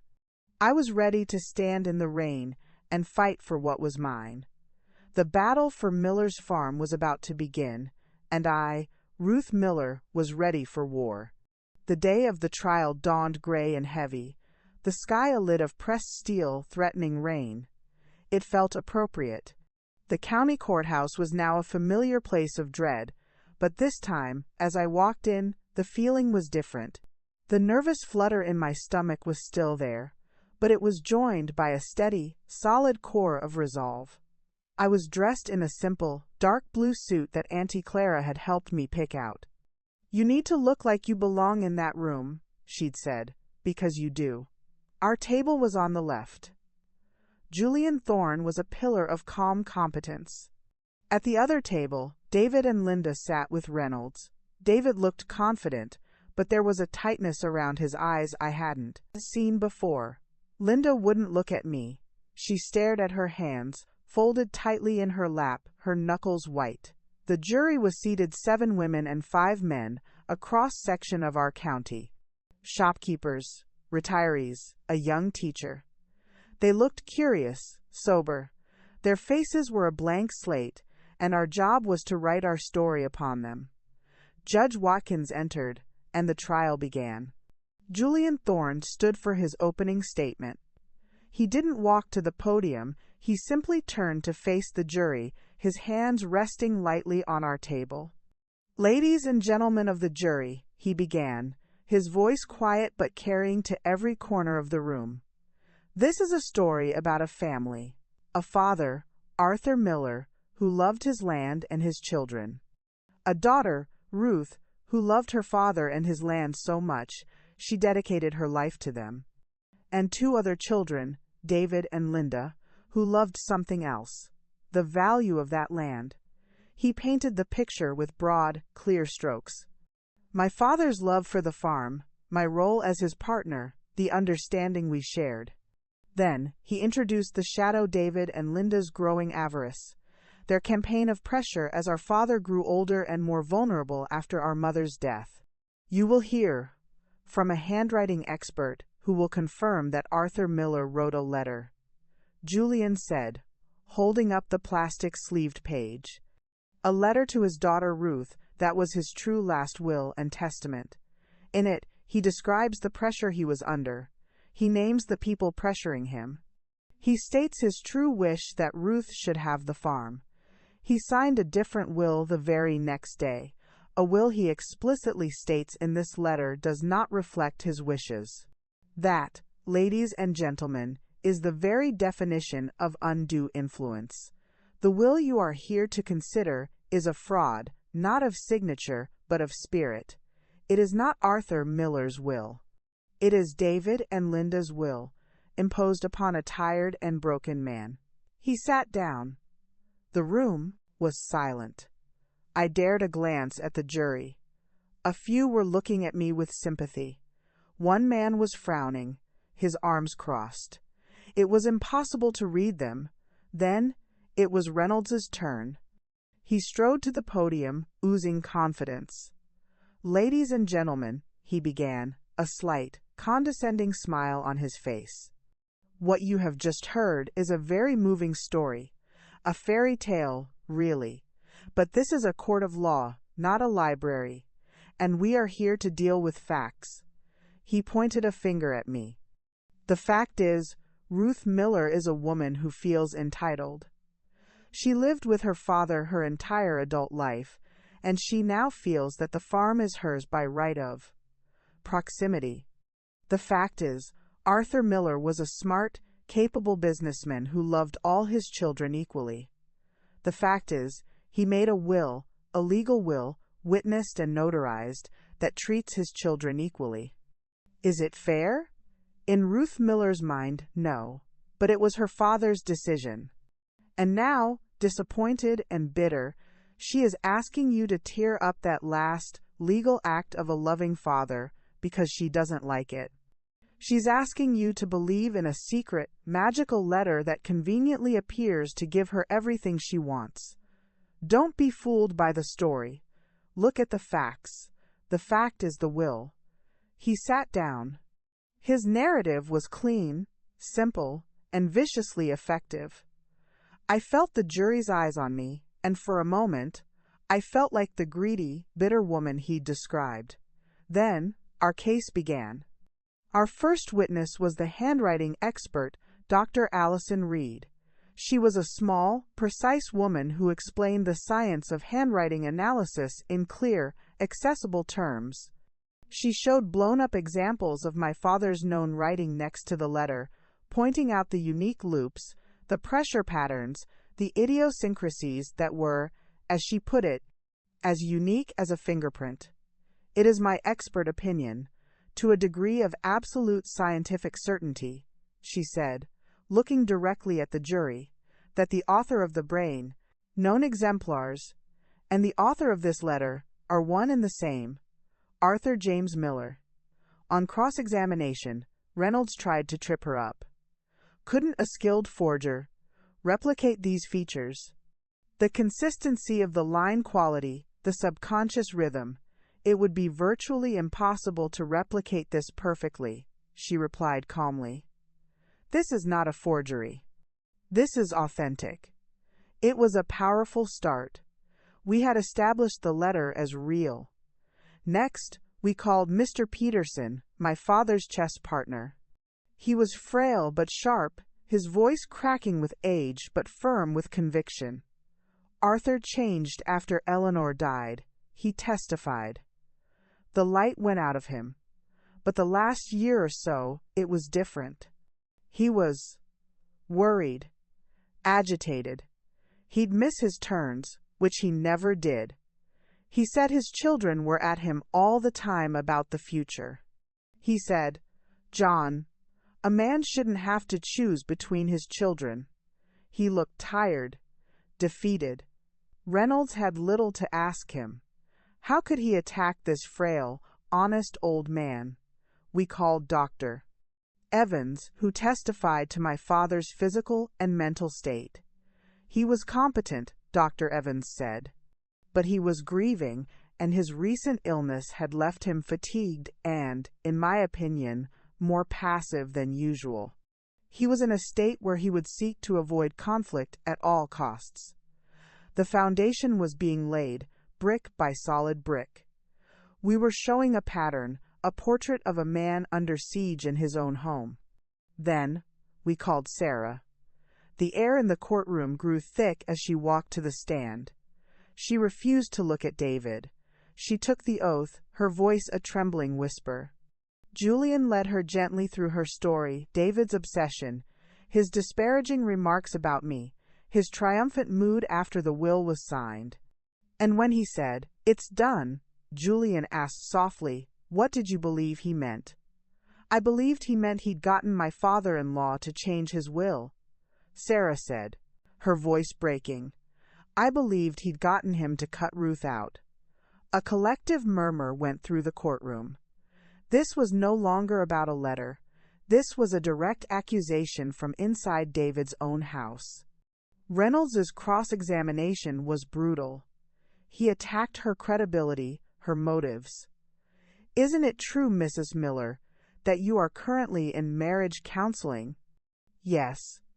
"And isn't it true that you are angry with your husband?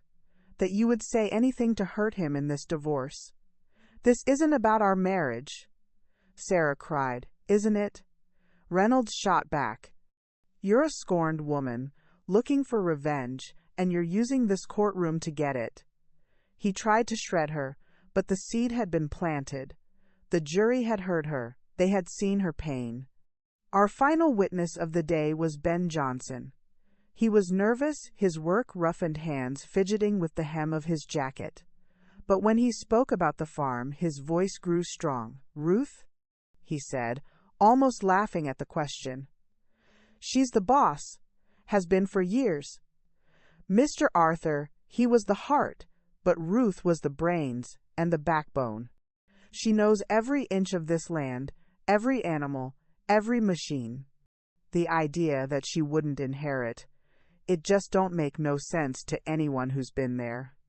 He spoke of the closed-door meetings, the raised voices. He spoke of the change in my father. It was the testimony of a simple, honest man, and it was devastatingly effective.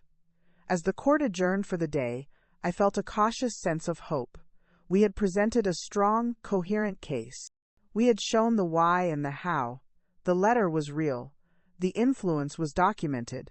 The result was irrational. But as we packed up, I saw David leaning close to Reynolds, whispering furiously. He didn't look defeated. He looked furious, cornered. And a cornered animal is always the most dangerous. The accusation had been made. Tomorrow it would be their turn to defend themselves. The storm was about to break. The second day of the trial felt darker, more charged.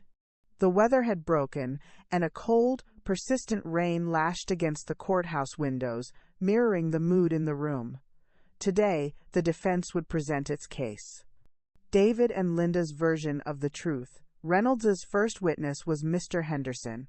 The old lawyer looked uncomfortable. His shoulders stooped as if carrying the weight of this entire mess.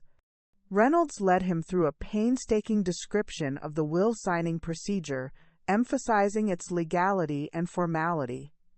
And was Mr. Miller clear-headed?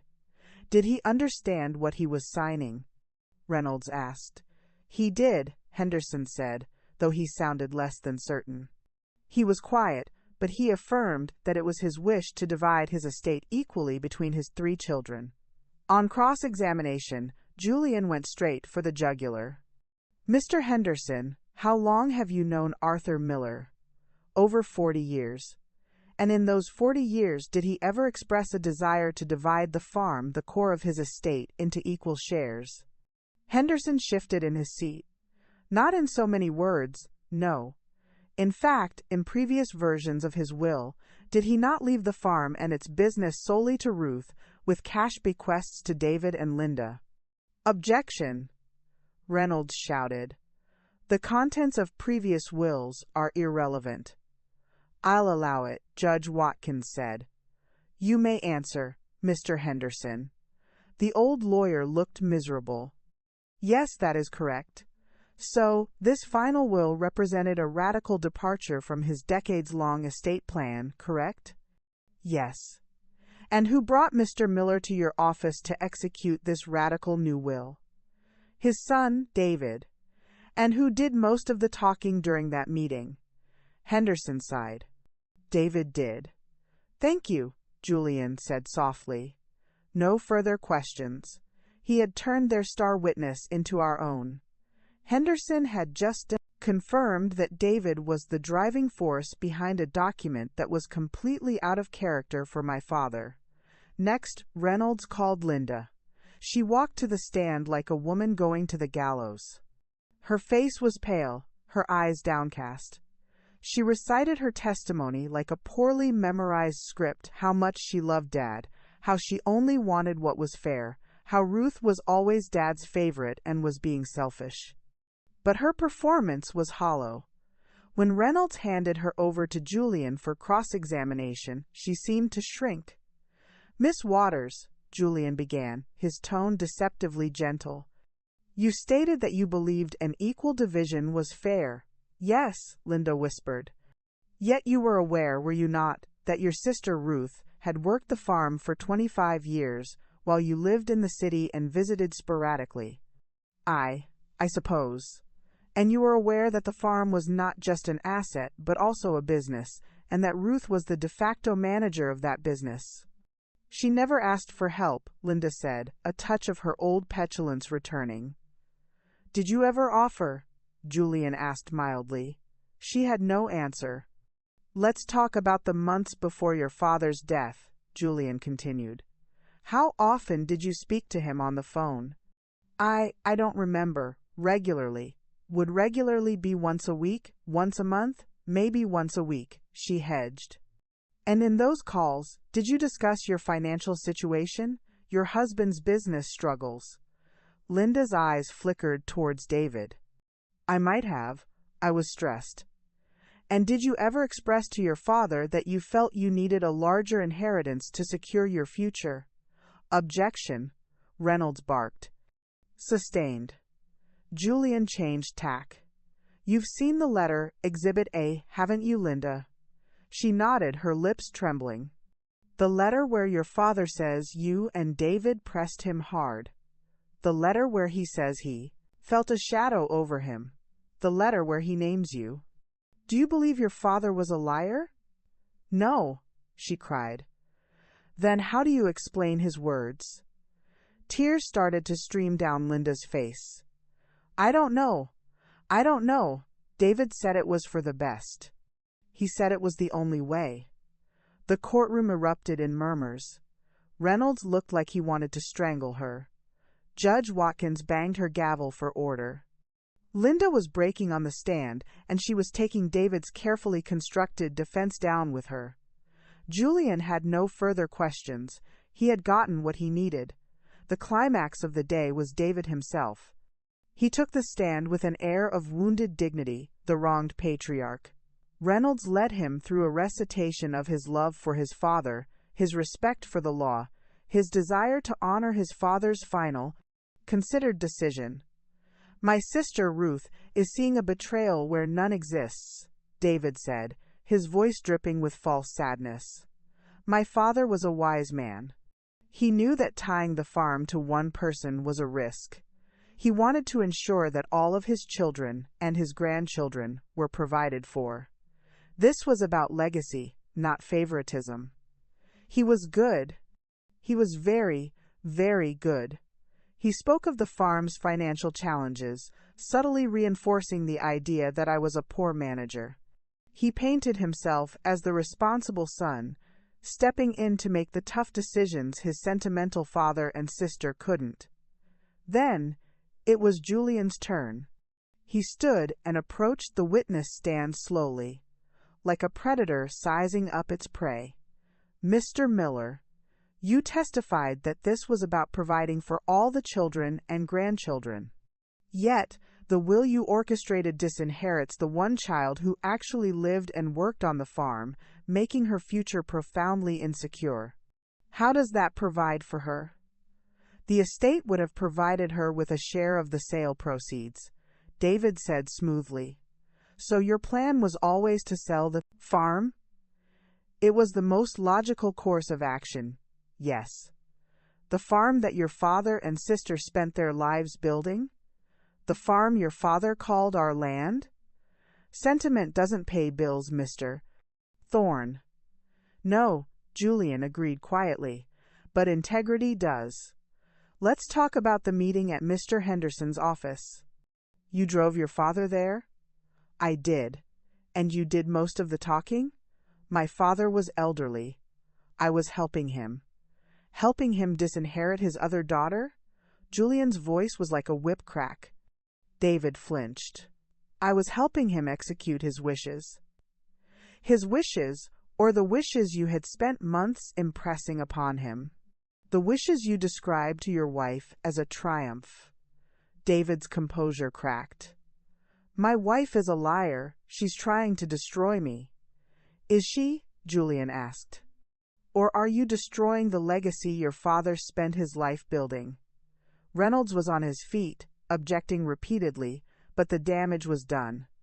Julian had exposed the raw, furious nerve beneath David's polished exterior. He was no longer the responsible son. He was a man caught in a lie, turning on his own wife. The cross-examination was a masterclass in dismantling a witness. By the end, David was red-faced and sputtering, his anger barely contained. He had been revealed. The defense rested its case. The rain had stopped, and a weak, late-afternoon sun broke through the clouds, casting long, dramatic shadows across the courtroom. Both sides had presented their stories. The accusation had been made, and the defense had crumbled under its own weight. All that was left now was the final argument, the last chance to speak to the jury. The war of words was almost over. The truth was waiting, just on the other side of the silence. The morning of the final arguments. The atmosphere in the courtroom was so thick with anticipation you could almost taste it, a metallic tang of anxiety and hope. The jury looked tired, but attentive. They had borne witness to the unraveling of a family, and now the weight of putting it back together, or acknowledging its brokenness, fell on them. Reynolds went first. He gave it everything he had, his voice rising and falling in practiced cadences. He appealed to their sense of legality, of respecting a man's final written word. He painted me as a figure of pathos, yes, but also of dangerous emotion, willing to tear her family apart because she didn't get her way. "This letter," he said, holding it up with a theatrical flourish, "is a ghost. A convenient specter summoned from the grave to haunt a legal and binding document. Do not let sentiment for a daughter's story blind you to the facts. The fact is the will. Uphold it. Respect Arthur Miller's last legal act." He sat down, looking confident. He had done his job. Then Julian Thorne stood. He didn't move to the podium. He simply walked to the space directly in front of the jury box and stood there, silent for a moment, making eye contact with each of them. "Ladies and gentlemen of the jury," he began, his voice low and earnest. "Mr. Reynolds is right about one thing. This is about facts. So let's look at the facts." He held up one finger. Fact 1. Arthur Miller's lifelong wish, documented in multiple previous wills, was for his daughter Ruth to inherit the family farm. A second finger. Fact 2. In the last year of his life, while grieving and in poor health, his son David began a concerted campaign to change that wish. A third finger. Fact 3. David Miller drove his father to the lawyer, did most of the talking, and emerged triumphant. A fourth finger. Fact 4. The very next day, Arthur Miller, his heart breaking, wrote a letter to his daughter Ruth, stating that he was being pressured, that he was signing something against his true wish, and that she must fight for what is hers. He let his hand fall. Those are the facts. The will that David and Linda are asking you to uphold is the product of that pressure. It is the fruit of a poison tree. Arthur Miller's hand may have held the pen, but David Miller's will was guiding it. He walked slowly along the jury box. This isn't about sentiment, it's about justice. It's about honoring a man's true intent, not the document he was bullied into signing. Arthur Miller's last true act was not that will. It was this letter. He pointed to the exhibit table. It was a plea to his daughter, to you, to this court, to see the truth, to protect the legacy he and Ruth built together. He stopped and looked at them, his expression grave. You have the power to right a wrong. You have the power to tell David and Linda Miller that in this country, we do not reward manipulation. We do not honor documents signed under duress. You have the power to give Arthur Miller back his voice. I ask you to listen to it. Find that the will presented by David and Linda is invalid. Find that Arthur Miller's true legacy belongs to the daughter who earned it, who loved it, and who he trusted to carry it forward. Thank you. He sat down. There was a moment of absolute silence, and then a quiet, collective exhale. He hadn't shouted or grandstanded. He had simply laid the truth at their feet, clean and simple and devastating.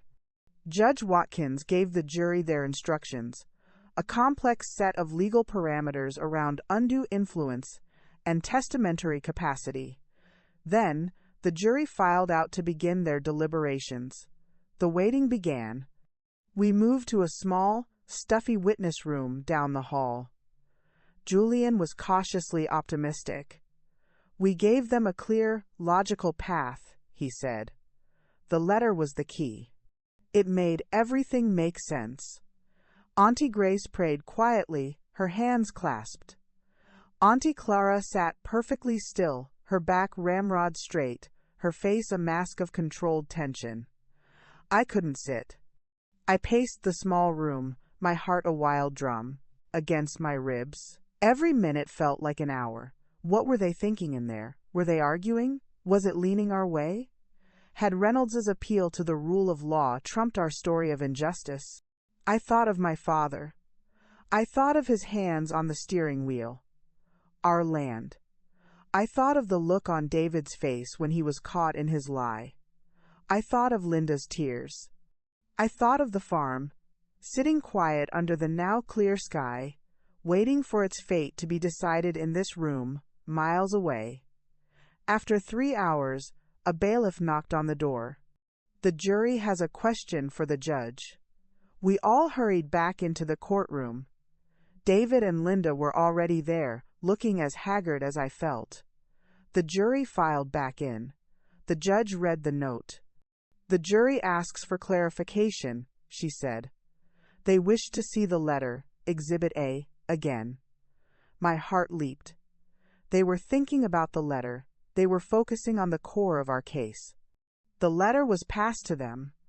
They huddled over it, one juror, a middle-aged woman, reading it aloud softly to the others. I watched their faces, trying to read them, but they were inscrutable. After 10 minutes, they returned the letter and filed out again. The waiting resumed, more agonizing than before. Another 2 hours passed. The sun was beginning to lower in the sky, casting long, golden beams through the high windows of the courthouse. I was numb, hollowed out by anxiety. Then the knock came. The one we had been waiting for. The bailiff looked in. "The jury has reached a verdict." The walk back to the courtroom was the longest of my life. The world had narrowed to this moment, this room, these 12 people. We took our seats. David and Linda did the same. David's confidence was gone. He looked pale and drawn. Linda was crying silently. The jury entered. They did not look at us. My heart sank. That was a bad sign, wasn't it? "Madam Foreperson," the clerk said, "has the jury reached a verdict?" "We have, Your Honor," a woman said, standing. "Please pass the verdict form to the bailiff." The paper was passed, then to the judge, who read it and passed it back to the clerk. The air was so still I could hear my own blood pounding in my ears. "On the matter of the last will and testament of Arthur James Miller, dated June 14th, we the jury find in favor of the petitioner, Ruth Ann Miller. We find the said will to be invalid due to undue influence." The words didn't compute at first. They were just sounds. Then their meaning crashed over me in a great, liberating wave. I won. We won. Auntie Grace let out a choked sob and clutched my arm. Auntie Clara put a steadying hand on my back, her face etched with a profound, fierce satisfaction. Julian Thorne allowed himself a small, tight smile. Across the aisle, David shot to his feet, his face a thundercloud of fury. "This is a travesty," he shouted before his lawyer pulled him back down. Linda buried her face in her hands, her shoulders shaking. But I didn't care. I looked at the jury, tears streaming freely down my face now, and I mouthed the words, "Thank you." The woman who had read the letter gave me a small, solemn nod. Judge Watkins banged her gavel, restoring order. "The will is invalidated. The estate shall be administered according to the previous, valid will of Arthur Miller. The receivership is hereby dissolved. Court is adjourned." It was over. The truth had been seen. The judge and the jury had seen it. The farm was mine. My father's wish was honored. I walked out of the courthouse into the cool evening air, Auntie Clara on one side, Auntie Grace on the other. The world looked different. The colors were brighter, the air was sweeter. The weight I had carried for so long was gone. I had gone into that courtroom as Ruth, the disinherited daughter, the bitter spinster, the victim. I walked out as Ruth, the heir, the victor, the woman who had fought for her father and won. But, as we drove home, towards the land that was now truly, legally, mine again, I knew the hardest part was still to come. The land was healed, but the family was shattered. And the lessons from this long, painful war were only just beginning to reveal themselves. The first thing I did when I got back to the farm was to take off my court shoes, walk out into the middle of the south field, and let the cool, damp earth ooze between my bare toes. I stood there for a long time, breathing in the scent of soil and coming rain, feeling the solid, unyielding reality of it beneath my feet. It was mine. Not by gift, not by default, but by right. By the truth. The feeling was less of triumph and more of a deep, seismic settling, as if the land itself was exhaling a breath it had been holding for a very long time. Mr. Sterling was gone within 48 hours, his spreadsheets and clipboards packed away into his rented sedan. He left with a polite, professional nod. "The asset has been returned to your control, Miss Miller." I didn't gloat. I just thanked him and watched him drive away, a symbol of a terrible chapter finally closing. The farm slowly came back to life under my hands. It felt different, though. The silence wasn't lonely anymore. It was peaceful. It was my silence. My peace. Ben and Mary Johnson hugged me, their relief palpable. Jake just grinned, a world of understanding in his eyes. "Told you he didn't see the life," he said, and went back to mending a fence. The legal fallout was swift. With the will invalidated, my father's previous will was reinstated. The farm and its business were mine, solely and completely. David and Linda were entitled to the specific cash bequests outlined in that document, a sum that was fair, but a fraction of what they had hoped to gain by selling the land out from under me. I received a single, scrawled letter from David. It was not an apology. It was a torrent of blame, calling me a manipulator, accusing me of turning the family against him, and ending with a vow to never speak to me again. I read it once, then threw it into the wood stove, watching the angry words curl into black ash and vanish. His anger was his own prison now. I refused to live in it with him. Linda sent a florist's arrangement, a ridiculously large, expensive bouquet of white lilies.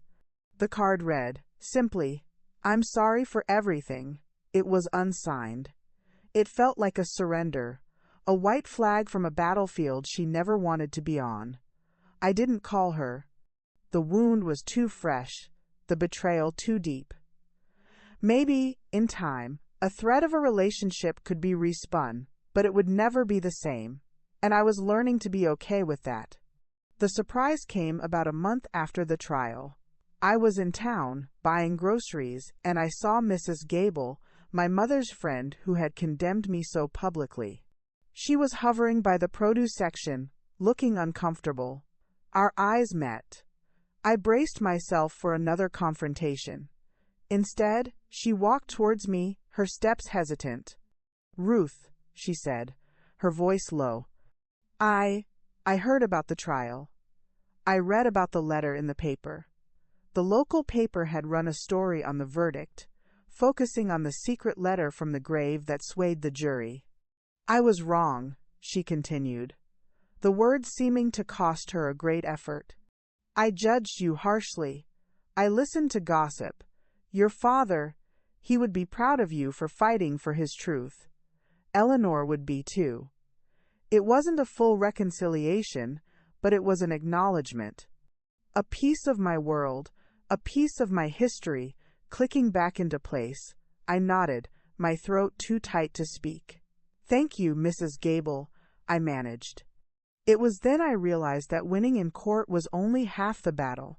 The other half was reclaiming my life, my name, and my place in the world, one conversation, one barefoot walk in the field, at a time. With the legal war over, I could finally focus on the future. The farm was mine, but it was also a responsibility. I sat down at the kitchen table, the same table where we'd had so many family meals, so many arguments, and I began to make plans. Real plans. Not just maintenance, but growth. I looked into organic certification.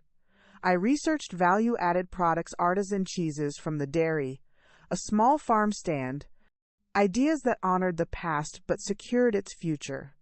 One evening, Auntie Clara and Auntie Grace came over for dinner. It was a celebration, but a quiet one. We sat on the porch, watching the fireflies.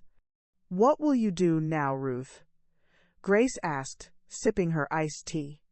"Now that the dust has settled." I looked out at the land, the familiar contours softened by the twilight. "I'm going to live," I said, and it was the simplest and most profound truth I knew. "I'm going to farm this land, and I'm going to live my life. For me." Clara nodded, a rare, soft smile on her face. "Good." A few weeks later, a check arrived from the estate, reimbursing Auntie Clara for every cent she had loaned me for the legal fight. I handed it to her with a gratitude that words could never express. "I told you it was an investment," she said, tucking the check into her purse without looking at it. "The best return I've ever had." The seasons turned. The wheat grew tall, was harvested, and the fields were plowed under for winter. The rhythm of the land was a healing balm.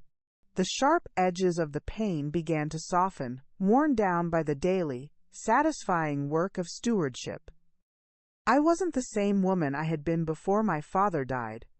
That woman was trusting, her identity fused entirely to her family and the farm. The new woman was wiser. She knew the price of trust, but also its value. She knew the strength of her own two hands and the power of her own voice. The inheritance I had fought for wasn't just the land. It was the unshakable knowledge of my own worth. The family I was born into had shattered, but the family I had chosen, Auntie Clara with her steel spine, Auntie Grace with her endless heart, the Johnsons with their quiet loyalty had held me together. They were my true inheritance. As the first snow dusted the fields, painting the world in a clean, silent white, I felt a sense of peace I hadn't known was possible. The storm was over. The truth had been seen. And my life, my real life, was finally beginning. Well, my dear, here we are. You've sat with me through the whole long, tangled story. The pain, the betrayal, the courtrooms, the quiet victories. You've listened to an old woman's memories, and for that, I thank you. It's a funny thing, telling your story. It makes you look at it from a distance, like a map of a country you've traveled through, and you can finally see all the turns you took, the mountains you climbed, the swamps you got stuck in. If you take nothing else from my story, take this. Your worth is not determined by a will. It is not determined by the words of a manipulator or the opinion of a gossiping town. It is not even determined by the love of a parent, as precious as that is. Your worth is a quiet, solid thing inside you, and it is built by your own two hands and the content of your own character. For so long, I let my identity be defined by my role. I was Arthur Miller's daughter. I was the caretaker of the farm. I was the reliable one, the rock. And when that was taken from me, on paper, I felt like I had ceased to exist. I felt erased. But what that terrible, painful journey taught me was that I was never just those things. I was Ruth, a woman who could fight, a woman who could stand in a courtroom and tell her truth, even when her voice shook, a woman who could inspire loyalty in friends and see through the lies of family. I had to lose the title of daughter to find the person I truly was. Which brings me to my second lesson. Blood makes you related. Loyalty makes you family. David and Linda shared my blood, my history, my name. But when the test came, their loyalty was to their own greed. And, in my darkest hours, it was Auntie Clara, with her sharp mind and uncompromising principles, and Auntie Grace, with her bottomless well of kindness, who became my true family. It was Ben, Mary, and Jake Johnson, who owed me nothing but a paycheck, who stood by me. Don't waste your heart mourning the family you thought you had. Cherish the family you find, the one that shows up with a casserole, a legal strategy, or just a quiet presence when the world is falling down around your ears. Now, about forgiveness. People will tell you that you have to forgive to be free. They'll say, forgive and forget. I'm here to tell you that's only half right. you do need to free yourself from the poison of bitterness. Holding on to rage against David and Linda was like drinking poison and hoping they would die. It was eating me alive from the inside. So, I let it go. I released the anger, the need for revenge, the endless replaying of their betrayals. In that sense, I forgave them. I set myself free from the burden of hating them. But I have not forgotten. And I will not pretend that what they did was okay. Forgetting would be a betrayal of my father's memory and of my own struggle. Forgiveness isn't about saying, what you did was acceptable. It's about saying, what you did will no longer control my life. I forgive them for my peace, not for their absolution. Some bridges, once burned, cannot and should not be rebuilt. It is okay to wish someone well from a safe and permanent distance. The land taught me the most important lesson of all. It taught me about time. The law operates on deadlines and court dates. Grief and betrayal feel like they will last forever. But the land, it knows about seasons. It knows that after the harsh, barren winter comes the slow, gentle thaw of spring. It knows that a field must sometimes lie fallow to regain its strength. I was in a winter of soul for a long time. But the fight, as hard as it was my thaw. The verdict was my spring. And now, I am in a new season of my life, stronger and more rooted than ever before. This farm is my home, but it is no longer my entire identity. It is a part of me, a part I love and cherish, but I am more than it. I have my friends, I have my voice. I have the quiet satisfaction of a day's good work. I have the wisdom that comes from surviving a storm. So, if you are in your own winter right now, if you have been betrayed, overlooked, manipulated, if you are fighting a battle that seems too big for you, I want you to hear me. I see you. I know that pain. It is real, and it is heavy. But you are stronger than you know. Your truth is a powerful thing. It might be a small, quiet voice inside you now. But feed it, trust it. Write it down if you have to. Fight for it, even if you have to fight alone at first. Because the people who are meant to stand with you will find you. The truth has a way of gathering allies. Don't be afraid to be the bad guy in someone else's story for doing what is right for you. Don't be afraid to draw a line in the sand and defend it.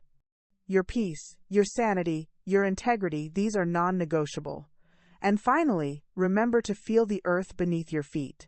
Literally, if you can, go outside. Put your hands in the soil. Look at the sky. Remember that you are a small part of a vast, beautiful, enduring world. Your problems, as all-consuming as they feel, are a season. They will pass. You will endure. My father's last gift to me wasn't the land. It was the fight for it. He gave me the chance to discover the woman I really was. He gave me my voice. So, find your voice, my dear. Speak your truth. Fight for your spring.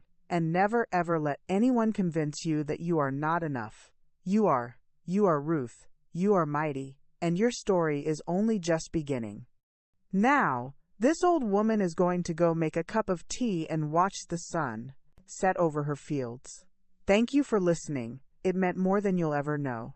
Up next, 2 more incredible stories are waiting for you right on your screen. If you enjoyed this one, you won't want to miss these. Just click to watch and don't forget to subscribe.